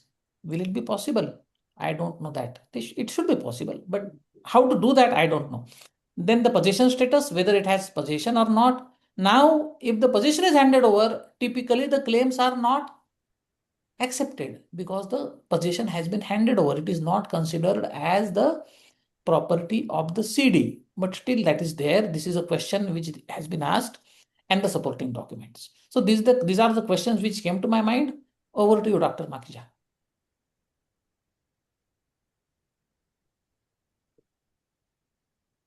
Okay, I think I just opened my video just a sec, sir. Yeah. I think you have broadly covered, you see the points. See, claim form should be simple and it should collect information. It should not be like an entrance examination for a home buyer. So we welcome the simplified form, which is now CA and R probably stands for real estate, right? So I think R they have brought it specifically for real estate projects. Now here I have got few things which are very important. So form is seeking to capture A, the identity, the project and unit details, purchase consideration, as I think Mr. Patwardhan has already covered. So simplified form is absolute welcome, no doubt about it. The form, now what I'm worried about is, and from a legal standpoint, look at the part number 3. So can you just scroll it a little bit? Yeah, here. Total purchase value as per agreement, amount paid till ICD, balance amount and mode of payment. I would like to see the word claim. What is the amount claimed? This is missing. At the end of the day, this is a claim form. Because claim not only includes the amount paid, but it could be the interest, it could be the compensation, it could be the assured return also, isn't it? So where is that column out here? They are simply asking what you have paid. Supposing I have paid 1 crore, so I'll just write 1 crore. So will my claim be admitted only at 1 CR? So I think I would like to see what is the amount of the claim. I think the word claim should come in the form because it's a claim form for that matter, right? So this is something which is important. Now, because the refund seeking allotee, as I think Mr. Patwardhan also mentioned, are refund seeking. Supposing I'm a senior citizen around 70 years now, I don't want flat, which is very reasonable because I might have to incur some medical expenses. I don't have other money. So what is the amount which is claiming? Will I be refunded only the principal amount? Am I claiming the litigation cost also or not? That's on a claim. Then what happens to the interest? What happens to the interest which is awarded by RERA if I have a decree in my hand? So I think this is something which needs to be incorporated, which is missing out here in this particular form. And lastly, the word balance amount. If you look at this word balance amount, if any, according to me, the balance amount is misleading. Corporate debtors record may show something else, which is balance due. The home buyer may say, my balance due is only this much. So how do you reconcile? How does RP is going to decide about that? So balance admitted by allotee, balance amount demanded by the CD, amount payable upon possession, and disputed amount. There are a lot of things which could be at variance. So I think so amount claimed is much better than asking for the balance amount also. Now, as Mr. Patwardhan also mentioned, I would also like to see a change here that the preference of relief which I'm doing today, I'm wanting that I should get the flat. But supposing after 6 months, I want to change my election or decision, is it irrevocable? Now that's something, and because these problems are going to come. Today I am wanting flat, but after 6 months, because there is a delay, or maybe after 1 year or 2 years in CIRP, I would write to the RP, please change my election. Now I want my refund. Then what happens? So this is something which is very interesting, or they must mention that election once made will not be, it will be irrevocable. I think either they should mention that, but then this becomes a problem for some kind of home buyer because an emergency can arise anytime. I may want my money back now. So these are the two very important things. And the other part is this form does not adequately address the joint allottees. Now look, go to the top, sir. Go to the top. You are asking for a PAN number. So are you asking, I mean, if they are writing allotee or allotee, so probably I believe that PAN number has to be given for both, right? Isn't it? If there are joint allottees are there. I think they can be more specific. Instead of writing particular of the allotee on the top, they can say allotee within bracket S. I think that should also be changed. And I would presume that allottees would include their legal heirs or nominees or assignees which are there. And if I have got now another point, if I've got multiple units, supposing I booked 3 units, should I fill 1 form or should I fill 3 forms? Because I may want possession of 1 and I may want refund of other 2. So that is also going to create a problem. So I think they should create that form and give that option also that if there are multiple units, then how those can be things. And lastly, for each claim, last point, sir. Whether if I've taken a home loan on this particular thing and lender details, don't you think that we should also ask that? Because sometimes there's a tripartite agreement, right? Always there in a home loan, there is always a tripartite agreement. So because I have to recognize the lender also to a certain extent, because without their permission, many things cannot happen. So I think these are the few points which I wanted to mention, right? Okay. Yes, sir. My friends, if they have any comments or suggestions, or whether they agree with my points or not. Yeah, let's go ahead, sir, one by one. If somebody books, say, more than 1 flat, then Right. let us say for each claim, there should be separate each claim form. Okay. Separate claim form, but then it will become the task of the RP will become very onerous then. Supposing I book 5 flats, then I'll get 5 forms. Yes. Mr. Patwardhan, what is your comment on this? But there may not be many such instances, maybe a few. Right. And in the case of a joint applicant, and say all the PAN numbers of all the allottees should be formation. Yeah. All should be furnished. Yes, Mr. Patwardhan. Yeah, then that becomes an issue because claim is person dependent. We don't have multiple voting rights because you have multiple flats owned. It is consolidated into a single voting figure. So if a person has three apartments, that three choice is typically exercised together by that particular person, and that is how the voting goes on. However, legally each contract is separate, so yes, it must be identified separately. Correct. Okay. So the form should be saying that if you have multiple units, please give information from for each unit. I think they can mention that in instructions. Okay. Yes, Mr. Pankaj Mehta and Mr. Guru Raj. Yes, sir.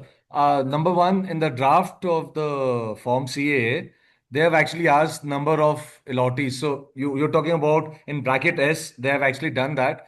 But besides that, like you rightly mentioned, No, they have done in the first column, but they have not done in the top heading. Just look at the heading. Particulars of the allotee.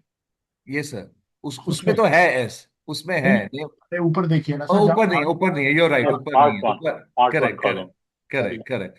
And rest, even the claim that there's no word claim anywhere in the proposed the draft. And the only thing is, I mean, I feel that in the form itself, like you said, it should be simplified. There should be drop-down menus, which they can then later on collate. I want principal plus interest or whatever initial. So it's very generic in part four, preference of relief. It's very generic. Any other relief, please specify. And another part is, you see, I'm coming to that. Why can't we make this as an electronic form? And that's what I'm saying, sir. A drop-down menu. That's what I meant by electronic for the drop-down menu. It Yes. should not be simpler to fill. It should be simpler to process also. Correct. Get a physical form, then you have to feed that data into an Excel sheet, isn't it? Correct. So if you are getting an electronic form, then probably collating will be much easier for the RPs. Correct. Okay. Yes. Yes. Yes, Mr. Guru Raj. Do you have to say anything? Yeah. What if the allottee has a composite claim? For example, he wants the flat also, and he has a RERA order for delay compensation. So the form should provide for that as well. Yeah, that is exactly what I mentioned. That in case you want a possession of the unit, naturally you will take possession of the unit, tick that. But on the top, because they are not asking for the claim amount, that is what we discussed. It should ask for the claim amount. And claim amount includes not only the principal, but it could be an assured return, could be an interest granted by RERA or consumer forum, whatever it is. So I think it should be more comprehensive. So we'll make that suggestion, sir. Good point, sir. Okay. Yeah, and the form should allow both, sir. Sometimes they will have one bullet point or radio button. Okay. So you can only select one. That should not be the case. Both means, sir, you want to have refund as well as for... No, not refund, sir. Possession of the unit as well as the RERA delay compensation. Asha, that amount to be given to you. Yeah, exactly. Okay, that's a good point. Yeah, that's definitely a good point. We'll make a note of it, sir. Okay. Thank you, sir. Thank you. Okay. Yes, friends, any other point before we go further? Of course, it's a simpler thing. Let's not devote too much time. Let's go to proposal number 5 now. Yes, sir. Yes, sir. So proposal number 5 we are discussing now. This is about identification and disclosure of allotee preference in real estate CIRP. So now they are going one step ahead of proposal 4 now. Real estate proceedings of insolvency involves multiple home buyers and their expectation, again, I would use the word aspirations, from the process may differ significantly. There could be some allottees who want completion of the project and possession, some may want execution of conveyance, etc., which preference they have given in proposal 4. So it is expected that their expectation in proposal 4 will drive the process and their thought process throughout the CIRP. So it says that the present framework does not require systematic identification or disclosure of relief sought by individual allottees. As a result, the PRAs, the COC, and AA may not have adequate visibility regarding the preference. May not have is the right word. Practically it doesn't happen like that, because the AR, in wherever cases I have worked with, the AA and the COC are updated from time to time. The AR holds meetings with the flat owners, non-allottees, and the preferences are gathered.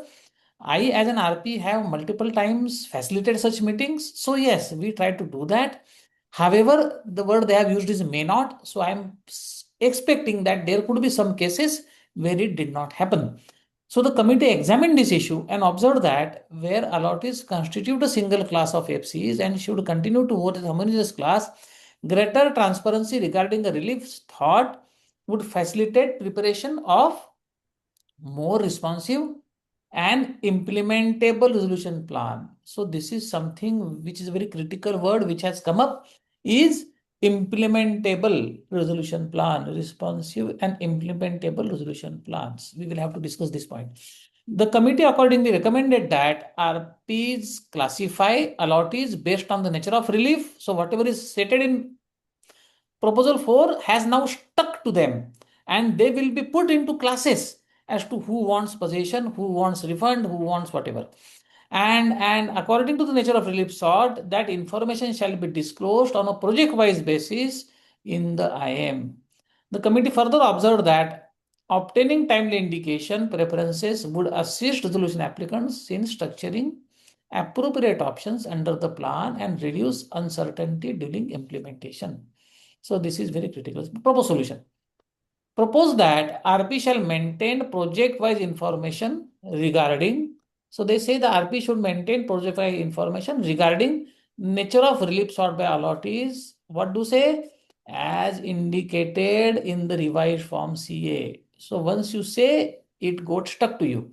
I think there has to be a possibility of being able to revisit this when resolution plan is received.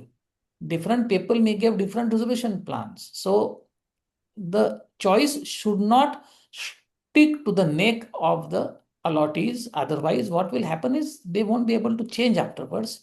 I don't think that is correct. Draft amendment. A new regulation. After subclause A, they are proposing to insert one specific clause JB. So in case of CD, having real estate project-wise details of the allottees, including number of allottees seeking what three things? Those who want possession, those who want refund, those who want execution of conveyance deed, etc., or any other relief, maybe interest or etc., should be disclosed along with the number of allottees who have not indicated preference. So now it says that even in form CAR, people may not be indicating a preference, and RPG should note that because of this treatment, I will have to draw a conclusion that if somebody says, I don't want to decide now, that form cannot be rejected or that information cannot be insisted by the RP, because that is a choice given as per the new clause being inserted. I would draw a reverse conclusion now. So this is what the proposal is. Over to you, Dr. Makhija. Okay, I think this is one of the very interesting proposal. Well, they want to make it very simple in the sense that if the broad consensus is there for refund or for possession, then ultimate purpose is that the resolution applicants would be in a position to draft their resolution plans in that way. But here there are few issues which are coming according to my mind. Number one, because home buyers may belong to one class, but they may want different outcomes. So what are the outcome as proposed in the regulation which is proposed is A, I want possession. B, I want refund. C, I want conveyance deed, execution of the conveyance deed registration and transfer of title. And fourth is any other relief as may be indicated in the claim form. So in that claim form, what are the relief? Maybe a delayed compensation or maybe the RERA amount which has been allotted to me. Well, the purpose is absolutely sensible, right? Here, again, the problem is if you look at clause number JB, I'll just read it. In case of a CD having a real estate project-wide details of allottees. Highlight that word allottees. Should it be allottee-wise or should it be unit-wise again? Because again, the question is out of 10, supposing I have booked 3 flats, I may want possession for 1 and 2 for refund. But here it is a lottery-wise. So again, there could be a problem here. Number 2, not only this, disclosure is useful, no doubt about it. It will be useful for everyone to frame the plan also, but its legal effect must be clear. Now that's very, very important because the moment, now this is one more important thing. If I write, say I want a refund, I will always be under the belief, 100% under the belief, okay, I will always get my refund. If I write down that I want possession, then I'm under the belief that now I will be given possession once the plan is approved or whatever it is. But that is not the case here. Because here, supposing out of say 500 allottees, 400 want refund and 100 want possession. Now the major consensus is towards refund. Now RA may create a resolution plan and saying we will refund to everyone, to all 500. It's not going to happen like that. The 400 will be refunded and 100 will be given flats. No, it is only an indicative. It is not your informed choice. It is not your final kind of a thing. But once I have written refund, then it will get into more litigation. Oh, I wanted refund or I wanted possession. Why am I being given refund? What was the purpose of your asking me the preference then? So please, you have to mention in the form very carefully that your preference does not mean that you will be, it will be agreed to. So that is one which is very, very important.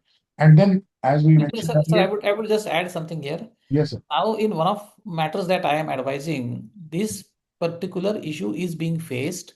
Right. That up to small flats up to a particular value, say 75 lakh rupees, they say there will be refund available. For flats which are large, no refund made available because that was the general preference conveyed. The Correct. plan has been made like that. Now, those who are in the larger flat category, some are saying, no, no, we also want refund. Correct. And they're only minority, but now the litigation is going on. Litigation. So the litigation will go on. And Correct. as you rightly pointed out, if it provides refund to everybody and says that I will pull down everything, and instead of a ground plus 20, I'm going to build a ground plus 40, earn more money and give more money to the financial creditors and refund money to others, then that plan will still be a feasible, viable, implementable plan, but a lot of litigation. How to address that? So point is, in case this preference was not being sought or maybe was being sought informally, these are the litigation which you mentioned. Now you are seeking in a formal manner their preferences. Please understand the amount of the litigation which is going to go up on this, right? Number one. And number two, the categories, again, as we discussed in the previous point, the categories are too rigid. I want possession, either I want refund, I want conveyance, or I want any other relief. I can tick only one. But don't you think I want possession as well as conveyance also, both? So, sir, they call it preference, but it is choice. Preference has to be 1, 2, 3, 4. But So therefore, but there that particularly they'll say that seeking possession, refund, execution, or any other relief. So there could be multiple reliefs could be there in one case. So I think that should be permitted. That's my point here. Number three. Now this is something very important. The numbers alone is not enough. Supposing there are 500 allottees, as I took earlier example. 400 want possession and 100 are seeking refund. So number speaks too much of a volume, 400 versus 100. But if you go in deeper detail, those 400 might have contributed only 40 crores. And 100 might have contributed 200 crores or 100 crores. Then, so simply a number is not going to influence. The amount of the claim, I think that should be linked with the preferences rather than simply the number. So that's what I believe it should be done, right? And one more practical aspect, I think many people who have been handling this, supposing in a single project, there are say 6 towers, 7 towers, 10 towers. 3 towers are fully complete. Now, those people will want their possession. 1, 2 towers have not yet been started. So naturally, I would say, okay, give me the refund because you have not even started that tower. So should it be project wise? Should it be phase wise? Should it be tower wise? Where material, I don't know. And should it be by the stage of completion? So I think these are few things which are very important. And last point, which I want to mention, and this should also be noted by IBBI and made provision. What happens to those allottees who do not respond? There are 200, units are there which were sold. Only 150 claims have come, 50 have not come. What will happen to those? So therefore, and they may file at a later stage because there is a provision to file even up to the approval of the resolution plan, 1 week after approval of the resolution plan. So what happens then? So will the things keep on changing every time? Their preferences will keep on changing. And those kind of things, I think these are very important things which need to be really, really considered. Yes, friends. Any other point which you think that is not practical here and could bring in some more problems rather than solving the problem? Okay, or you fairly agree with what we have stated? Sir, we can have something like a record date as we have it in case of declaration of dividends. तो ICD हो That गया sir, इसमें तो फिर ICD है ना sir, because they say ICD is one, sir, but after 4 or 5 months, there can be one opportunity given to change the choice online. Because then you'll have IM will change, then many things will change. I don't know. Maybe before the issue of the IM, you can give another opportunity to change. I don't know. One opportunity can be given according to me because at ICD these allottees really don't know what the process is also. आप हर चीज का काम क्यों बढ़वा रहे हो? आपका ही काम बढ़ेगा. No, but it is necessary, sir. Allottees' interest is paramount. I know. Okay. Yes, Mr. Sampath. Go ahead, sir. So in a place like Mumbai, now a tower may be made of 3 projects, 4 projects itself. Right. We have power. Now, in that case, if we speak of conveyance, now we don't know whether all the projects are also in insolvency or not. There will be some project in insolvency, some not in the insolvency. How will the conveyance happen? Maybe the insolvency law has been tried to mold according to RERA requirements, but RERA is a separate law, insolvency is a separate law. And when the problems of insolvency law are not taken care of in insolvency itself, I'm not saying not to do any changes, but I believe leave a place for creativity and solution. They are already happening, but too much of regulation and too much of rule making. I think so. The code has to be principle based and not rule based. We are getting into rule based code, which will be creating more problems, and maybe such claim forms, etc. I believe it will create more litigations and more issues. This is my understanding, sir. I leave it to the learned friends, professionals to guide me if my understanding is right or wrong on this. Sir, as far as rule making is concerned, that is a reality now. So they have got powers to make rules, and Supreme Court has also mentioned that IBBI should create regulation. That is why they have come out with. So now, if this thing is to be challenged, somebody has to challenge to the Honorable Supreme Court. That is one. I'm also worried to a larger extent because if you read the previous one, which I did not read, the Form CAR, right? Can you just go to Form CAR? Yeah, proposal number 4. I will do that. Just proposal 4, sir. No, go to the proposal 4, not to the form. Do you know what they are writing here? Just go to the last statement here. Yeah, look at this. The last one. Look at this sentence. Accordingly, to provide operational flexibility, facilitate quicker implementation, and ease of compliance for stakeholders involved in insolvency process, the proposed Form CAR will be issued through issue of circular, not even a notification. A rule is as a notification which is issued in the Gazette of Government of India.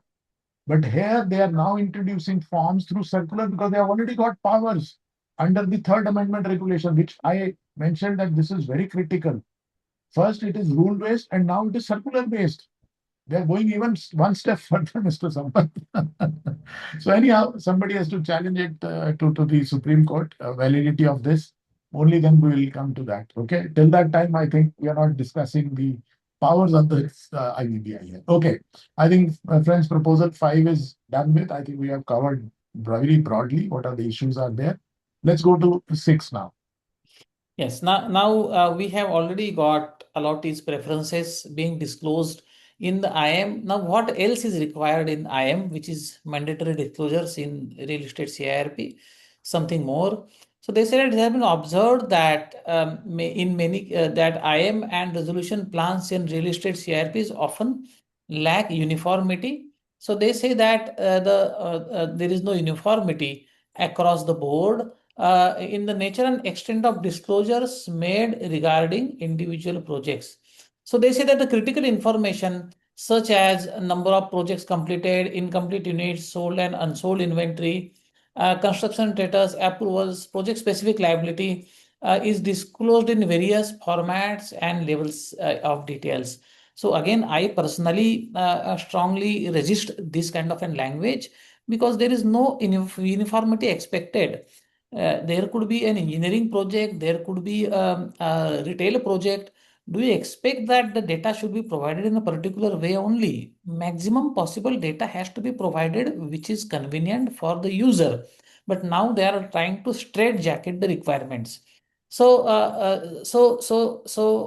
the method of providing information is one part. However, there is an issue of incomplete information regarding inventory, approval, projects, etc., makes it difficult to do risk assessment, formulating commercially viable plans. So there is a blame being put up to the RPs that the information that is being presented today is incomplete regarding inventory, approvals, project status, completion requirement, etc.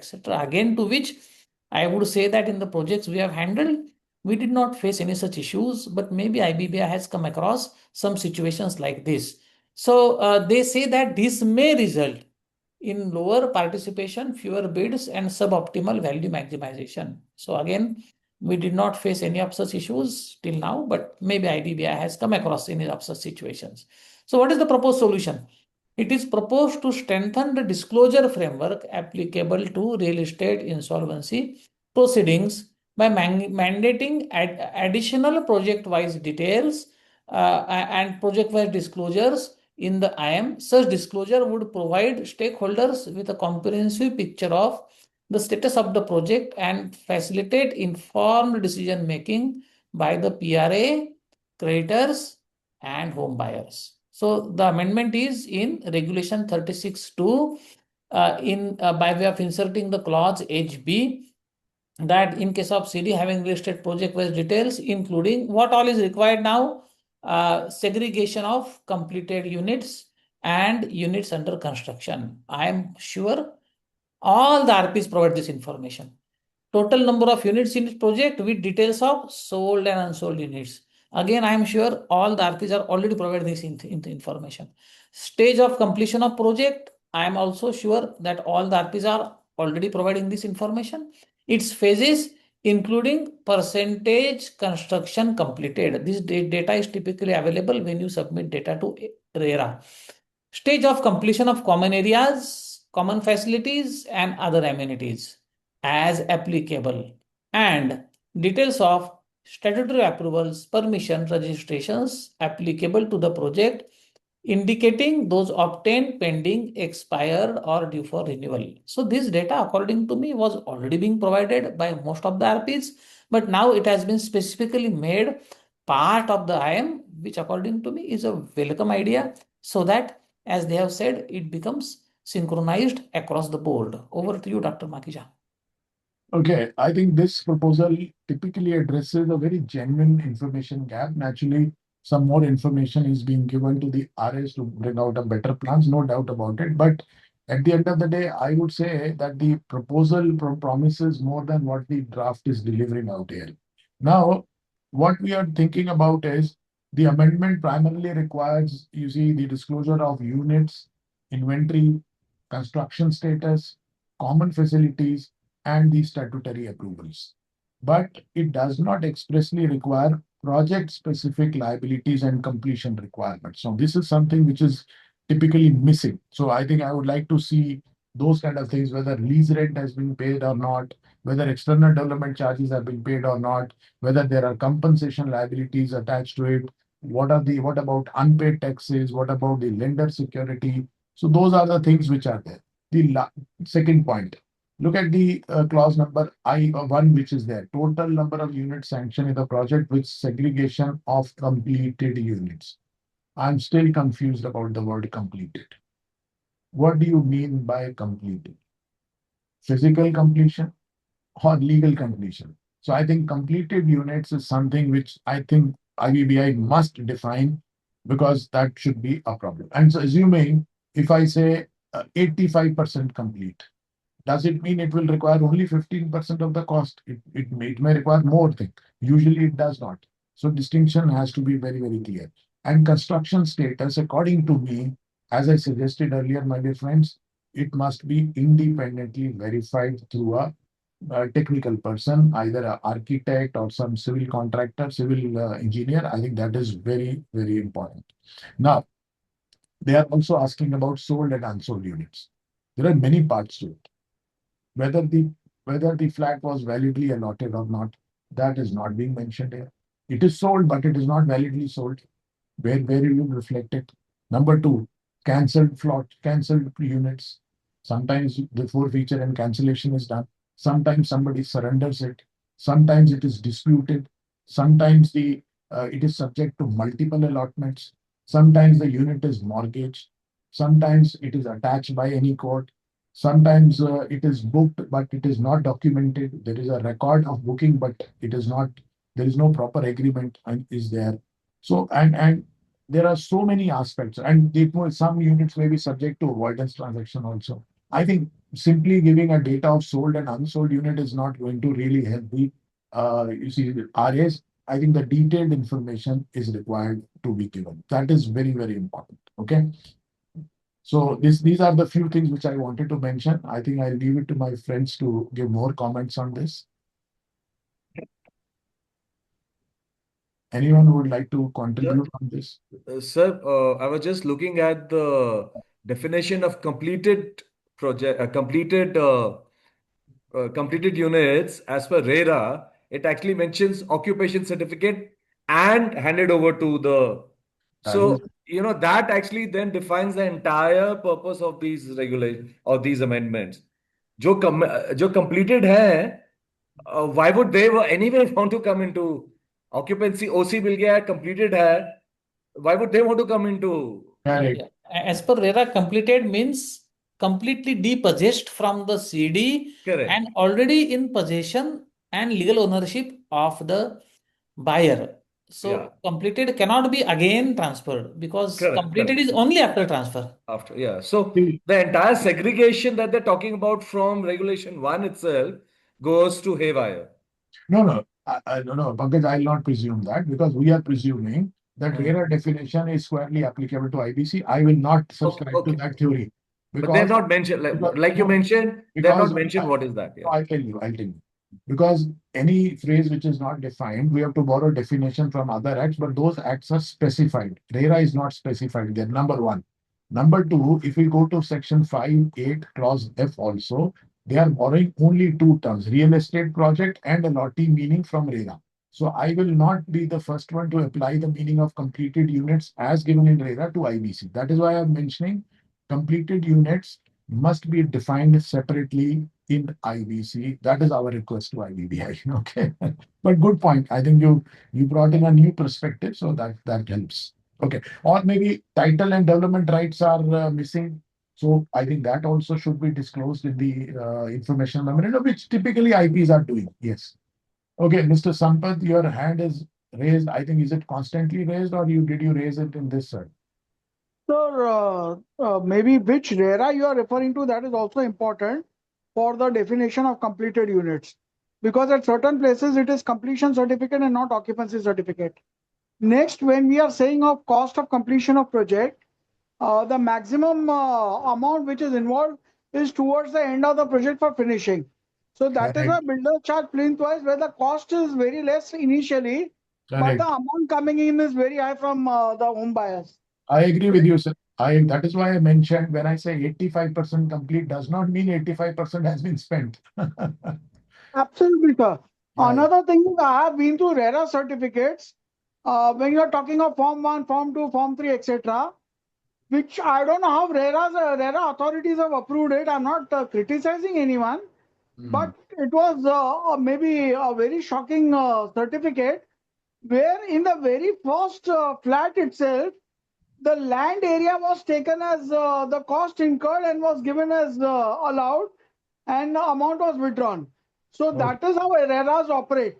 Even okay, the cost of completion, which is there on percentage wise, and the completed in the certificates, correct. it's on basis of approval of authorities. So I may have constructed 80%, but if the authorities have approved 40% and the 40% is still constructed, it may not come in the certificates.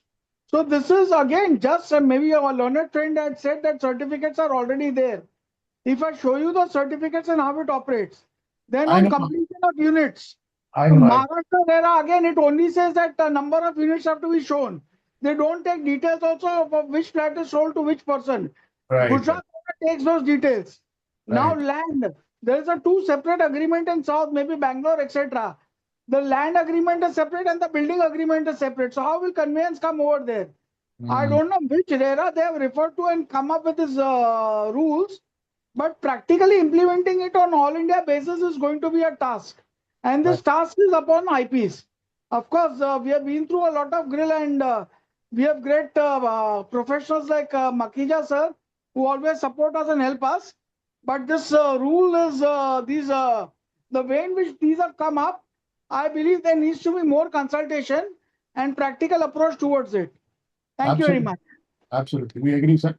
Okay, I think let's go to proposal number 7, which will also deal with the cost assessment also. Yes, sir. Go Yes. ahead. So proposal number 7 is an escape for the RA to say that this information has been provided to me by the RP and I am not required to do an independent assessment. If anything goes wrong, it is RP who is responsible because he did that study. That is going to happen, believe me. So we are talking about independent technical and cost to complete assessment. I am okay with that, but it should be restricted to COC. Giving it to the resolution applicant serves no purpose because that has to be part of the feasibility and independent study to be done by the resolution applicant. Resolution applicant is not a contractor who is going to file a tender with you that this is the work to be done and I will be bidding this much to complete it in a particular manner. That is my view. I will go back to the proposal now. The proposal says that the accurate estimate of cost and timeline is important. And absence of credible assessment, resolution applicants, homebuyer creditors may face difficulty in evaluating feasibility. Yes, COC faces such issues because they never approve such assessment because it involves cost and they don't want to spend the cost. So when they want to do that, they should be doing it. But even after proposing COC, in my cases, I have tried to do it, they don't approve cost. It runs into crores for large projects, but they don't do that. So they say that independent technical and cost to complete assessment should be institutionalized as a core component and they want it to be done at early stages. So what is the proposed solution? The proposed solution is RP should appoint with approval of COC. That is very important. Suitably qualified and independent professionals to undertake project-wise technical and cost to complete assessment at early stage. Now they are talking about independent professionals. What do we mean by that? Because the project may already have a civil engineer, a RCC consultant, an architect, a chartered accountant who are already certifying the total cost, total value, etc. for RERA purpose and for every other purpose. So why do you want to go to somebody who is independent? That why do we mean anybody who is not presently associated to be independent? So we go to somebody who doesn't know anything about the project and want to say that please do everything. Now he will ask information, data, etc., which we may or may not have. So I am having a doubt about independent professional. Project already has an architect, a PMC, an RCC consultant, everybody is there. Why not to get it from them? So one thing. So they say that we should be getting that completed before issue of expression of interest or RFRP. And they say that assessment should typically include A to G, physical status of construction, percentage completion, project approvals, registration, regulatory compliances, inventory position, sold unsold units, estimated. ABC is easy. D, estimated cost required for completion of the projects and its phases. So you will be required to work out everything up to the BOQ, bill of quantity, which is a tremendously large exercise. E, milestone wise funding requirements, realistic timelines for completion and delivery, and any such information. They say that this assessment should form part of IM and shall be shared with PRAs in accordance with the confidentiality framework. Cost incurred for such assessment shall form part of IRP cost, and the proposed arrangement is expected to improve transparency, reduce information asymmetry, etc. So what they are proposing as an amendment, let us look at that first. 4F, technical and cost to complete assessment of real estate projects. Where CD has one or more projects, RP shall appoint one or more suitably qualified independent professionals to undertake a project-wise technical and cost to complete assessment. It shall include A to G and H. They have included that it should have material risk and constraints affecting completion. This is something which is added. RP shall obtain the assessment before issuance of invitation. Under 36A, assessment shall be included in the memorandum and made available to the resolution applicant in accordance with the regulations. And they say that cost incurred for conducting the assessment shall form part of IRP cost. That is fine. Now, having done this, today the COC is not even ready to share fair value with the resolution applicants. Will they be ready to share such analysis? Because now you are telling this is what you are going to earn, this is what you are going to spend, and give me the plan. I am okay with doing this study. In fact, it is necessary that this study should be done by the COC for their own analysis, for feasibility, etc., etc. But giving it on a platter to a resolution applicant, I don't know what purpose is it going to serve. I can understand that this can be useful for people like the homeowners themselves doing the construction. It can be useful. But for a project which is very large, which has multiple competing resolution applicants competing for the project, giving these details is going to be difficult for the COC to maximize the value and many other things as well. Over to you, Dr. Makhija. According to me, one more line should be added that COC may decide to not to share this for reasons to be recorded in writing, like the provision is there for fair value also. Okay, let me deal with this thing. A resolution plan cannot be more credible than the completion set estimate on which it is built, right? So that estimate is definitely required. Now, first thing first. Sir, can you go where you mentioned, yeah, in the first sentence, friends, there is a slight mismatch here, which I could point out. It says in the first sentence, it is proposed that in CIRPs involving real estate projects, RP shall appoint with the approval of the COC. Sir, can you highlight this word? With the approval of the COC. That is the first sentence, and that is the thing which is mentioned, right? So with the approval of the COC. Now, this is the point. Now go to the draft amendment. Go to the draft regulation, which is the proposal, right? Go to the third number. Yeah, 4F3. RP shall obtain the assessment where it is mentioned with the prior approval of COC. This is missing. So in the draft discussion, they are saying with the approval of the COC, but when it comes to the regulation drafting, the word prior with the prior approval of the COC is missing.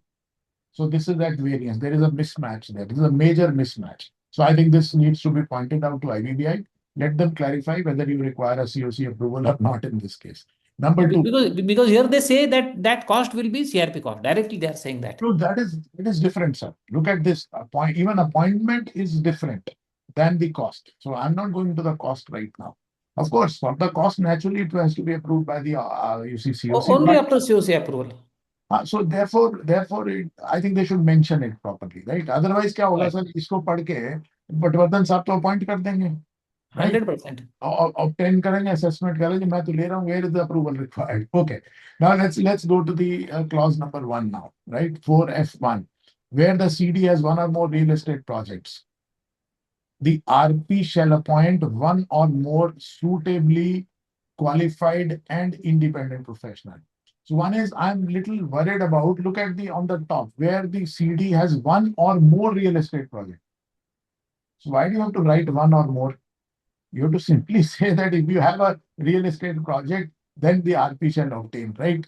Okay, then it says suitably qualified and independent. So they have not defined the word suitably qualified. What do you mean by qualified? Architect, civil engineer, surveyor, project management consultant. Should it be registered valuer? Should it be a chartered engineer? Should it be a cost accountant? Should it be a multidisciplinary firm? I think they need to define what do you mean by qualified. Number 2, they are also saying independent professionals. Must define what do you mean by independent. Independence, we can't take the general definition in other regulations here. So they have to define for this particular regulation, what do you mean by independence? So independence has to be defined because it cannot be assumed. This is very, very important. And the scope is very broad. Typically, what they mentioned, the scope in clause number 2 is very, very broad, but nothing has been standardized. What should be the methodology? Now, if you do valuation, there is a methodology involved. How you are going to assess that it is completed or cost to complete assessment, because you have to do technical as well as financial assessment, both. So therefore, I think what will be the methodology? What will be the format of the report? What will be the annexures to be attached to it? What will be the certification standards? What will be the assumptions are to be there? I think these are the points which must be mentioned here, that otherwise the second amendment will come into this. So I think let's do this first, that all these things must be mentioned, which is there. Then cost to complete. I'm again afraid, what do you mean by cost to complete? Now, cost to complete, I have a long list of the cost. Contractor dues, mobilization advance, material escalation, labor escalation, professional fees, approval and renewal charges of the certificates and all, development authority dues, the external development charges, lease rentals, fire compliances, electricity charges, taxes, insurance, security and site maintenance. I think we need to define, what do you mean by cost to complete? If this is a gray area, then you see, if I go to a chartered accountant, he may include only 5 items, the other may include 10 items, other may include 20 items. So I think we really need to, because this is something which is very, very crucial, my dear friends. Defect rectification expenses could also be there. Financing cost could also be there. Contingency expenses should also be there. So are we preparing a budget first or not? And lastly, the percentage completion and the cost of completion could be different, because they are talking about percentage. Engineer may say 70% complete. Cost to complete could be more percentage. So that needs to be really, really looked at it. So I think, and the last important part is very ambitious. They say before issuing the EOI, this exercise should be done. Right? Because you have to issue the information memorandum, because this has to be part of the IM. Don't you think it is very ambitious for the, for the RPs, because RPs need time to obtain the control of the site, retrieve the records, appoint consultants, conduct the surveys, reconcile the sanctioned plans which are there, verify the inventory, inspect the multiple towers, obtain quotations, and then assessment, then assess the whole thing. So all this exercise, you are expecting that prior to issue of the IM, it should all be done. Well, I think RPs will be under great pressure, sir. Those who are handling real estate, be warned about it, because this is something which is very important. And last point, which is a legal point here. If you are including the entire information in the information memorandum as per sub-clause number 4, right? 4F sub-regulation 4. They say it should be a part of the IM. The moment you make it as a part of the IM, my dear friends, and the person who is submitting the plan is relying on this information, because it always says resolution plan must be submitted on the basis of the information memorandum. The moment you do that, that means you are taking now responsibility. RP becomes bound by it. And supposing some information goes wrong, whatever maybe it is there, well, friends, your neck is on the line. I'm telling you, you can expect a show cause notice. So therefore, I think it's very dangerous. Does it bind RP? Does it bind COC? Does it bind RA? I mean, we are not clear on this. But your neck is definitely online, my dear friends. So professional liability insurance आप लेके रखें, तभी बढ़िया रहेगा. Okay. But that professional liability insurance doesn't work in our country. I I have know. not seen anybody having received a rupee. I know. I understand that. I understand. So anyhow, friends, these were my points. I think I fairly covered. If anyone has some more points to look into this, we can always cover those points next time. Okay. So Okay. the manner in which they are bringing up these regulations, it is Yeah. only someone who is cozy with the promoter who will be able to perform the duties and get a resolution done. I'm sorry to say, but otherwise, as an independent professional without any support of the existing team, getting all the data, getting this done as per regulations in the timeline is virtually impossible. Even with the full support of COC, and if the COC is non-cooperative, it's almost a done deal that IP is in a soup. We agree, sir. We agree. We have already fairly covered all those points, sir. Thank you so much. Let's go to proposal 8, friends. We have left with 6 proposals. I think we have to slightly faster it now.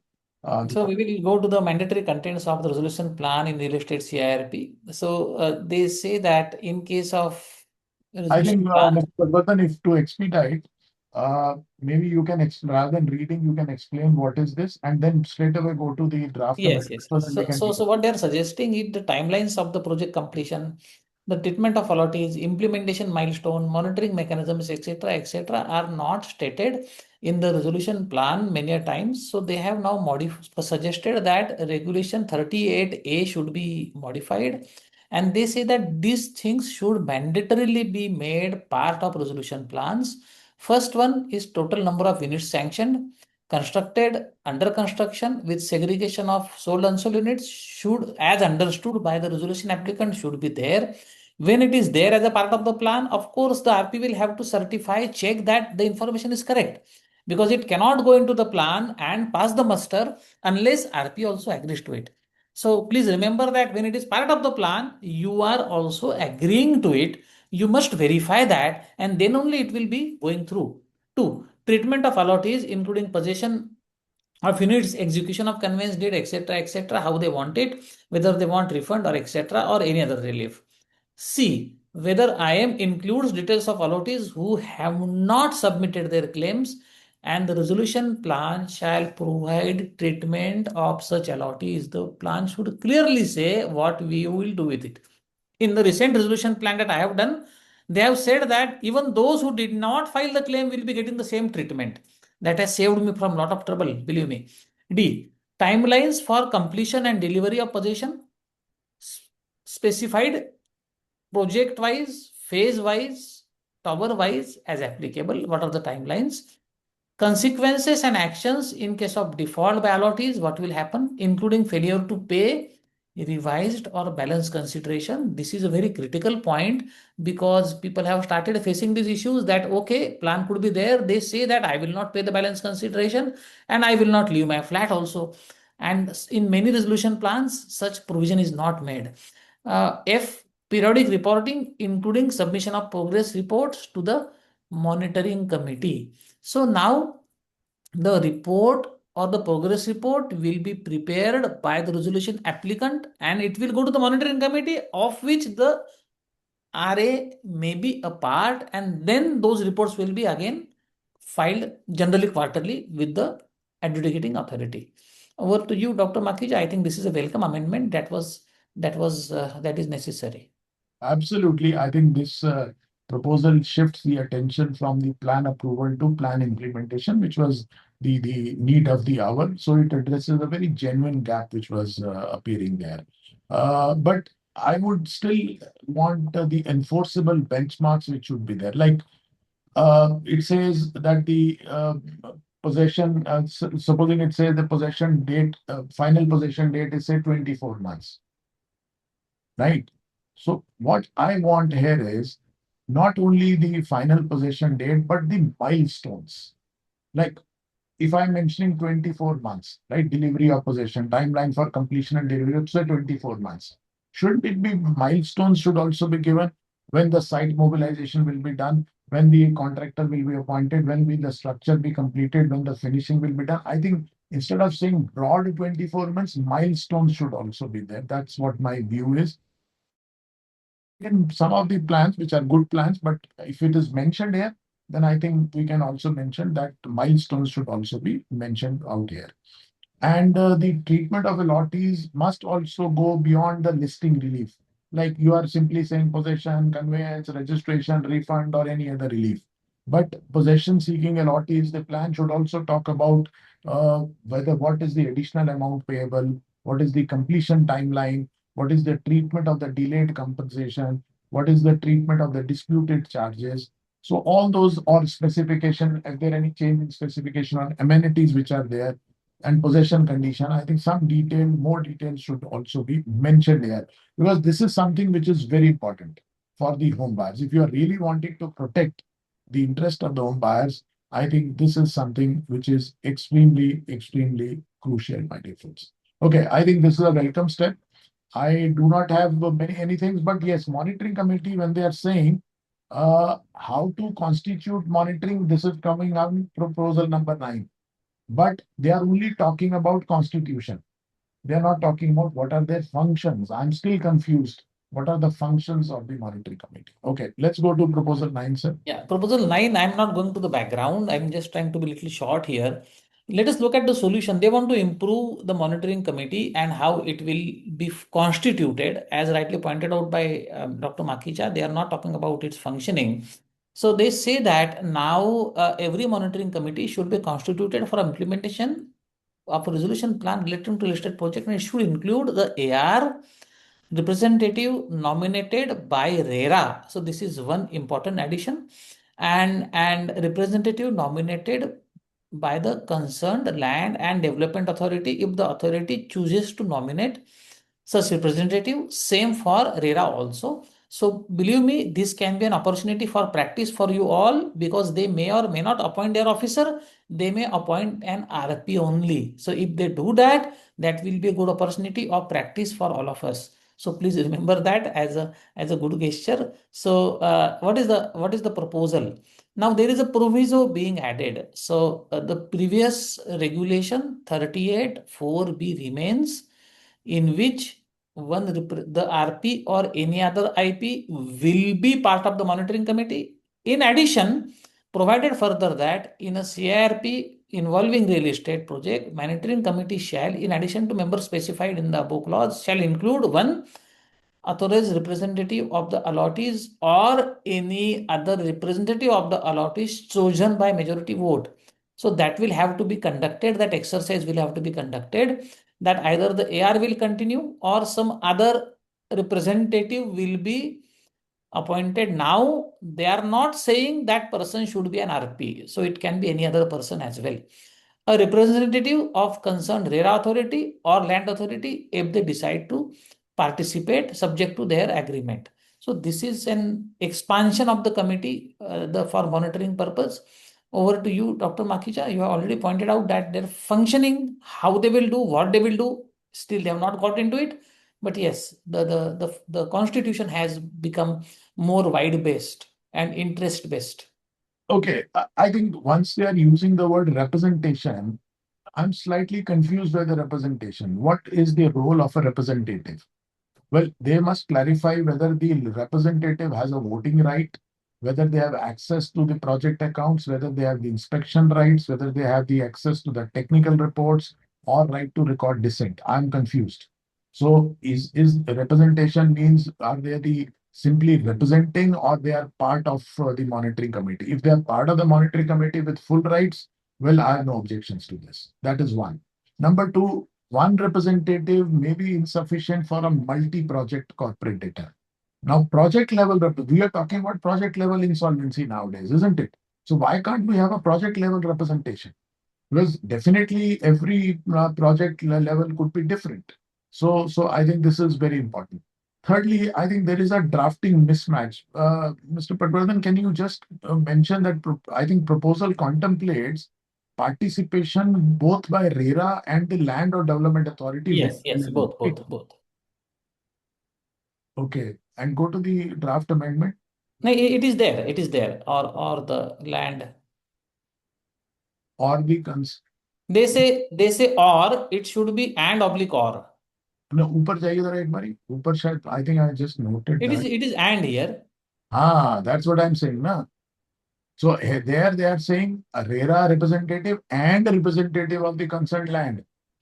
And when it comes to regular, here they are saying or. So I think there is a mismatch here.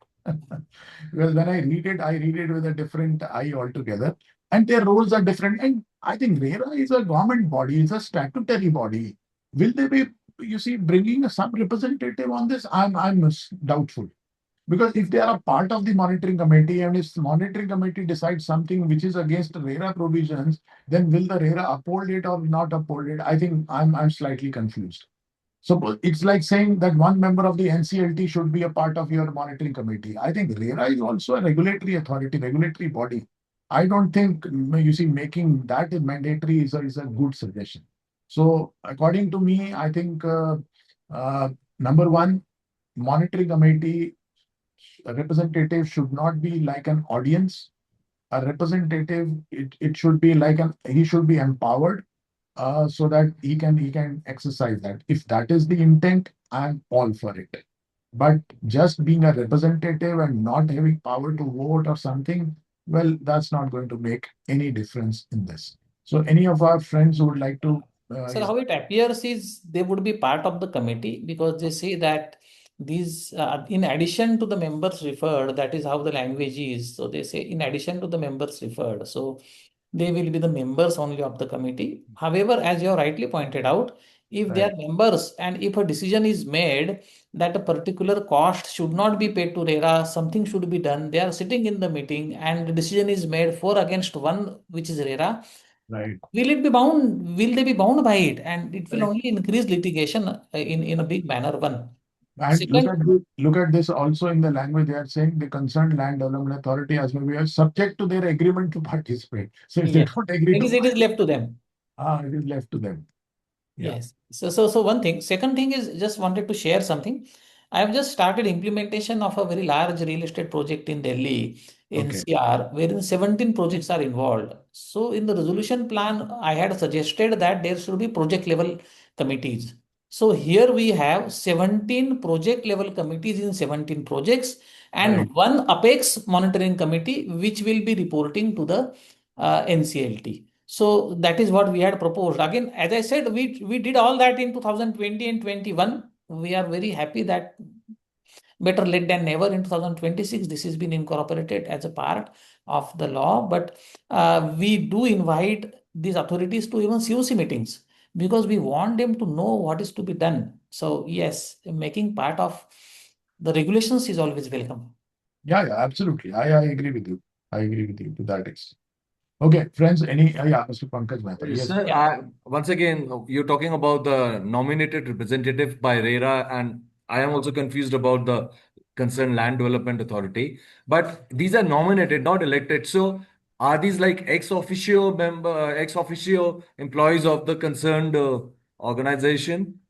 If they agree.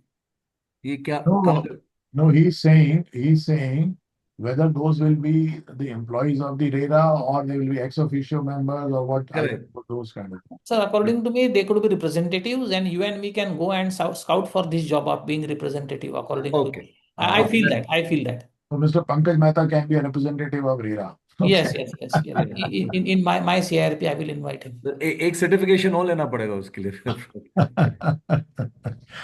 And then be responsible for the responsibilities also. Okay, great. Chalo, let's go to. Yeah, so this is a very important proposal, is enhancing the transparency in functioning of AR So though they are using the transparency word here, I personally feel that this is about enhancing the efficiency of whatever they are doing. I will have to say that ARs are doing great job.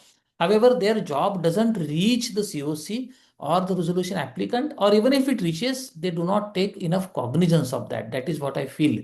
So let us look at the solution that they are providing without looking at the problem. They say that it is proposed that public announcement may provide the link to the brief profile of the AR. They say that who is the AR should be known. It's a good proposal that it should be there. It should include their professional experience, registration details, other relevant data, etc., so that appropriate AR can be chosen by the allottees.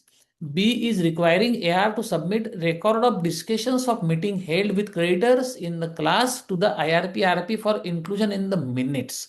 So they used to provide general details. They used to come and speak in the meeting.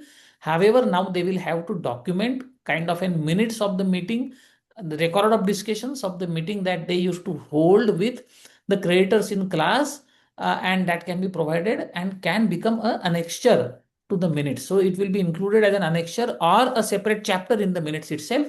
So while we are now doing the minutes, we will have to add one more chapter is update by AR, and that update can include these record of discussions.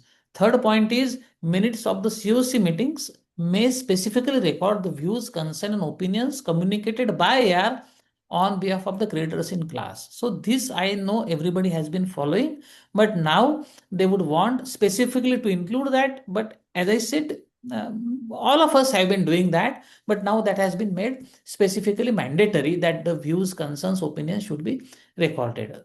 So what is the amendment proposed? The amendment proposed is BB to 6.2.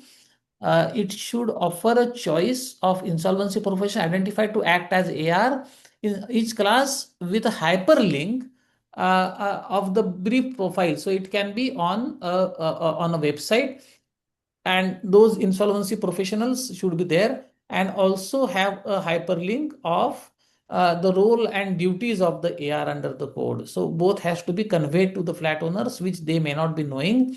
And now again, 16B is procedural transparency. So AR shall submit minutes referred to in clause 1 of clause 10 of 16A to the RP. So that minutes will have to be submitted by him. Now they said earlier above they said it is record of discussion. Here they are saying minutes. That is the word I used when I spoke. So minutes should be submitted, and the RP shall place the same before the committee in the next meeting. So that will be placed. So the language above and here is little different. And now after 24.6, 6A is inserted, where the creditors in class are represented by an AR. The minutes shall record the views, concern, and opinions expressed by the AR on behalf of such creditors in relation to the matters discussed in the meeting. So one, his report is recorded, circulated, and anything more than that, if he wants to convey, that also has to be recorded. Over to you, Dr. Makhija. I think I have nothing much to say. The only point which I want to add is that the brief profile which they are talking about, if they are able to standardize that format, I think that will be good, because it should not become a, you see, a 3-line biography. So I think home buyers, what they are interested in an AR. Number one, what is your real estate CIRP experience? Have you handled any previous AR assignments? What is the current workload? Supposing you're already handling 10 CIRP and 3 places you are AR. So, and disciplinary history, because whether you were should show cause notice, or whether it was dropped, or whether you were held guilty, because some might have been suspended for 1 year, but now they are back. So I think that history is very important for everyone to state. Right. So these are few things which should also be made part of it. I think that will really help the home buyers to decide on this. Rest, I think it's fine. I think I don't have to express too many things on this. I think the proposal, we accept this proposal as it is. Yes, yes. So last three, sir, we will quickly go through it, and then at the end we can discuss all three proposals together so far Yeah. as the participants are concerned. So I will just read out those things. Additional safeguards prior to liquidation in real estate projects. So if there is an unfortunate situation of liquidation in case of a real estate project, they are saying additional safeguards are necessary. So I will look at the solution. They are saying that those proposals is that before placing a proposal for liquidation, RP shall place a detailed note to the COC setting out the efforts undertaking during the CIRP to identify completion oriented solutions and the reasons why such alternatives are not considered feasible. So one more responsibility on the RP, that in case of liquidation, he is going to face the music, because all the effort that he has done will have to be now placed before the COC. Such note may include, wherever applicable, details regarding efforts undertaken to identify the resolution applicants, developers, investors, funding arrangements, allotted proposals, or any other mechanism capable of facilitating project completion. So in case of liquidation, the responsibility of the RP is to say all this. Now, I am not saying that in case the proposal value is a good value and COC does not approve the proposal, then what should the RP do? Shall he say that the COC did not approve? I did everything. There was a resolution applicant. I don't know what they are trying to say here. Draft amendment 39D1. RP proposing liquidation. Now, this is the first thing. Does RP propose liquidation? I don't know. RP proposing liquidation must place a detailed note setting out three things: effort taken to identify completion oriented solutions. I need to understand what does it mean. Dr. Makhija, I am looking forward to you to explain me what is completion oriented solution. Whether proposals were received from developers, allottees, etc., and reasons why such alternatives are not considered feasible. Then the minutes should also record that the committee considered alternatives for the resolution and resolutions and reasons for concluding that liquidation is the most feasible course of action. So we are talking about resolution not going through, and if the resolution is not going through, then whether we did try to complete the project without resolution, that is while the CRP is going on. When the applications for liquidation is filed before the AA, then the RP shall annex the note placed before the COC and relevant extracts of the COC deliberations on it. Over to you, Dr. Makhija. I think the intent is good here, but is it rightly worded, or is it really putting so much of what I can say, so much of burden on the RPs? Please help us here. Yeah, definitely. I think this is a very good proposal to that extent, that liquidation may close the insolvency process, but it will not complete the real estate project. So naturally, in case of home buyers, so liquidation should be the last resort, as IBBI also mentions that. Now, the only point is that they are inserting where I'm also having an objection to the word RP proposing liquidation. Now, there is no question of RP proposing a liquidation. So RP can only go on to the factual position, supposing no plan comes. Naturally, then he has to apply for liquidation. He's bound by it. So there is no question of proposal. So I think this is something which requires, you see, clarity out here. And what counts as a reasonable effort? So this is also very important. So they are talking about reasonable effort and efforts taken. So efforts taken, I would presume it is reasonable efforts to identify completion-oriented solutions. Well, I think, are the RP expected to approach the developers directly or invite the project-specific interest? What exactly they are trying to, or consult allottees on these kind of things? There are a lot of confusions which are there. They are simply burdening the RPs in mentioning this efforts undertaken to identify completion-oriented solutions. This is a very vague word, no specific meaning. It's very subjective. I think these words should be dropped. Simply, what were the efforts taken to find out the resolution plan. I think that should have been a better word to bring that. So rest, I think I don't have to say much things, but yes, responsibilities of the IPs are getting increased under this. Okay. Yeah, proposal 12 is strengthening coordination between RP and real estate regulatory authorities. So it has been seen by IBBI that there could be gap, though, but my experience has been we try to reach out to them. They are very, very happy to talk to us. But even RERA authorities many a times don't have a solution to IBC related issues, and we don't have a solution regarding RERA related issues. So the gap between those two acts remains and they run parallel to each other, with IBC having prevalence during the process.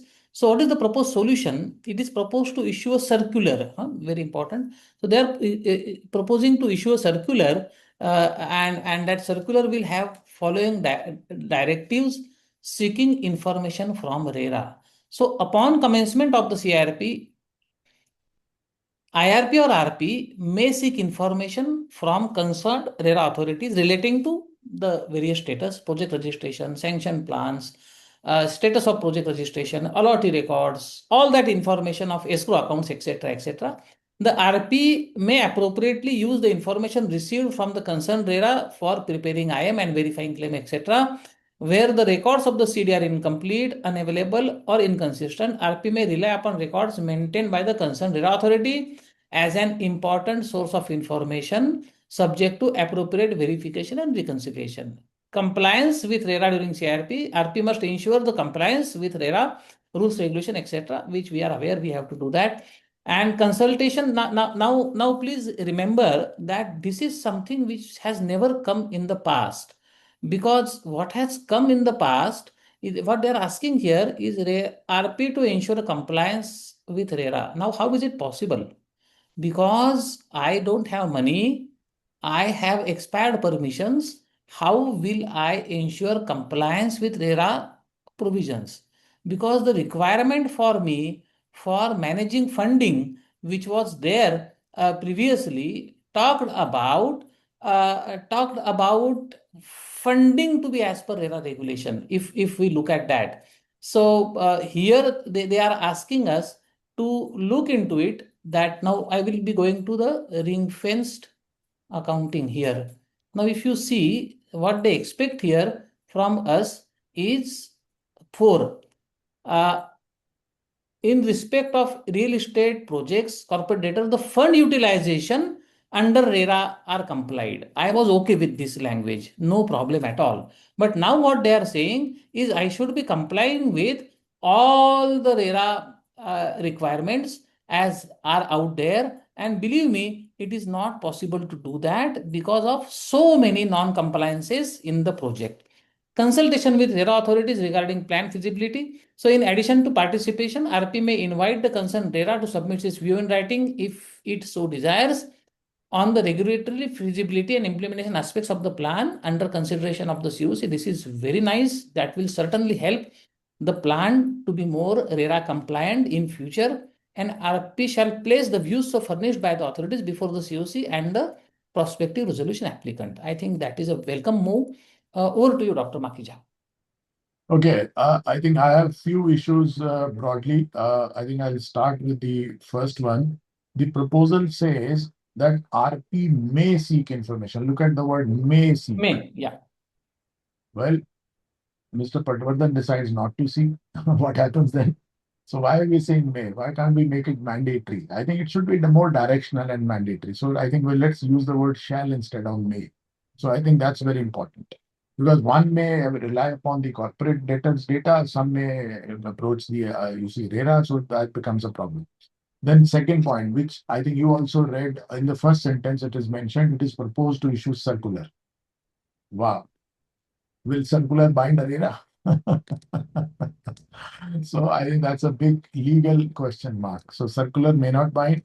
And I can understand where they are coming from. Even if they make regulations, they can't make it bind because RERA is a statutory authority. So you can't make regulations about a statutory authority. RERA itself can make their own regulations. So therefore, I think they are just trying to say, okay, circular, which means kind of a request. So this is something which is important. State RERA systems are not uniform. I think some of our friends have already mentioned. So I think this could be a problem there. RERA records, even if you obtain, they may be outdated, they may be inaccurate. So how do you really handle that situation? And can RERA records be used for claim verification? Well, I have my big doubts.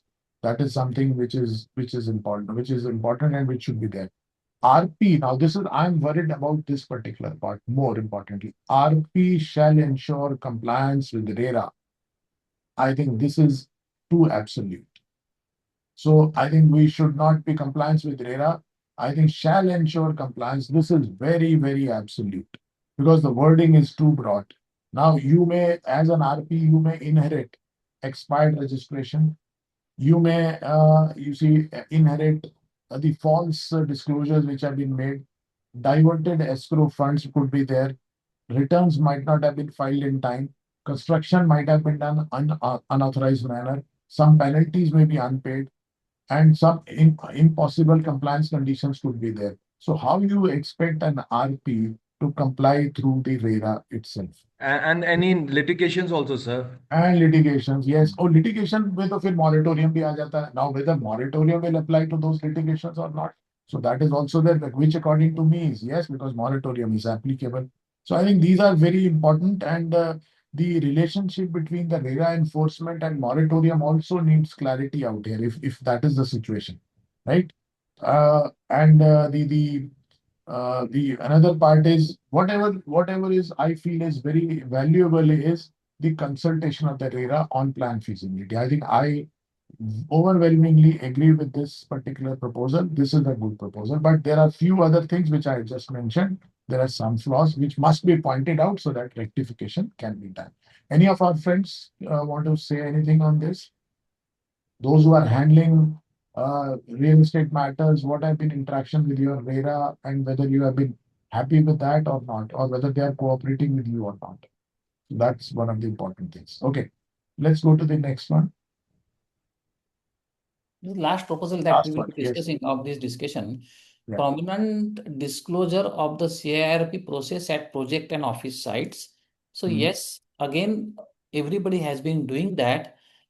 So I will directly go to the proposed amendment that 6.2 after clause B, they are inserting BC. So in case CD has one or more real estate project, very conspicuous and prominent. This is the word they have used. I have to again say, what do we mean by this? For me, it is 1 feet by 2 feet or 6 feet by 4 feet. Shall be displayed at the site of each project and through notice boards at the registered office, corporate office, site office, sales office, or any other office of the CD accessible to stakeholders, indicating that the corporate debtor is undergoing a CIRP process and providing the name and contact of details of the IRP and resolution professional as may be. This is a welcome thing. We have been doing that, no doubt about it. But why not for everybody? Why only for real estate project? Because we have been doing that and we do publish that, and as soon as I am out, the board goes away. What do I do about it? So this is a welcome amendment, of course. Over to you, Dr. Makhija. Okay, I think there are few things which is a good thing, that it addresses a very genuine communication failure. So it should be there in the prominently out of this. But it says CIRP commenced, right? It also says the CIRP has commenced. I would rather say that it should contain more information, right? Date of commencement of CIRP, name of the corporate debtor, project name, RERA number, register. I mean the RP's name, if you want, I don't know. And then of course the what is the website or portal of the CIRP for information purposes, or maybe a QR code could be provided for claim submission there. I think these are few things which are important. Of course, they are mentioning the name and details of the IRP or RP. Now you can expect a lot of things. You see, अभी तक तो लोगों को पता नहीं होगा, but now after on the board, people will come to know who is the RP. So you are going to receive a lot of threats also. Okay. No, we have been following this for every project, sir. Yeah, That is this should be done. This should be done not only in case of real estate. Why can't it be done in other factories and other things also? I think it should be done. So this is but only point is I'm just simply worried why they have included in regulation 6.2. 6.2 talks about public announcement. Yes. This is not about public announcement, is at the commencement of the CIRP. This signage is merely a one-time content item. So anyway, I mean, that is, of course, because they probably could not find any other regulations, so they have given that place. So as you also mentioned, what is meant by conspicuous and prominent signboard? Well, what should be the reasonable size? What should be the reasonable font? Whether it should be in a local language or English or Hindi, whether it should be kind of display near the main entrance or principal entrance. So I think these are few things which probably are very subjective, but yes, I think everything cannot be defined in law. So conspicuous and prominent would mean it should be visible to an ordinary prudent person, which should be there. Even if the project has different access points, so would you like to have the board? Supposing there are 3 gates to a project, so would you like to place it on only on one gate number 1 or gate number 2 and 3 also? I think that's the call which probably RPs will definitely take it up. Okay. I think this is a good provision. Nothing much to comment about of this. Sir, so now we have completed this particular discussion paper, sir, and it is 7 o'clock already. I don't think we have enough time to go to the discussion paper. Not only time, sir. I think we don't have the capacity to do also. Maybe we will just look at the topics and leave it there. This is the one. This is about COC approval for appointment of valuers. इसको दिखाओ ही मत sir, इसको बाद में discuss कर लेंगे. We will do that. But just to say that this is a small paper of 9 pages. I would request everybody to go through it and convey your observations to ICSI and to IPNet, and we will see to it that it gets translated to in good words to IBBI in the summary. So we will do that. Can you, sir, unshare this? Maybe we can have a full screen now. Yes, we will do that. We will do that. Just give me a minute. So friends, I think we have at the end of the webinar now. We really are very, very thankful for all of you to having participated in. And probably now you know things are much, much clearer to you. So you are still welcome to send your suggestions directly to either ICSI or you can send it to IPNet, to me or to Mr. Patwardhan, wherever you want. We will incorporate them in our document which is to be submitted. I think that will really give us a force or impetus to typically convey our message to the IBBI. So anyone wants to comment as a general comment or whether these are good provisions or bad provisions. So if anyone wants to talk about it, I mean, you are welcome on that. So. Thank you, sir. You always, as usual, you always rock. We learned a lot from you because the way you decipher things and put it in front of us, give a perspective is really amazing. As always. I'm so happy to see you, Mr. Ravichandran. Shekhar Sen Gupta is also there. Piyush is also there. Although he has not spoken any single word here, but I think his presence makes a lot of difference here. And Mr. Shyam Porwal, I think Mr. Shiva Prasad, so many people. I can see so many of my friends here. I can't take everyone's name, but I'm so grateful to each one of you to be here. Mr. Shiva Kumar is also there. Mr. Gururaj, Vaishali. I think thank you so much for being here. Thank you very much, sir. We are Thank you, sir. Thanks a lot. Thank you, sir. Thank you, everybody. Sir, the entire insolvency. Sir, the entire insolvency professionals are your friends, sir. Don't need to mention any single name. I know. I think I'm so fortunate to know all of us, we have been traveling with you for years. Correct. Thank you so much. Absolutely. I think with this network, we are all friends. We know each other. We have been taking help of one another. I think that's really great. So over to you, Peer, for your closing comments. We're sorry we could not do the second paper because probably you are also sitting in the office, so might be late. So we will skip it for now. Thank you, sir. Thank you. Yes, sir. Yes, sir. I just so we could not complete the second paper, but let's see next time maybe. Yeah. So I just want to.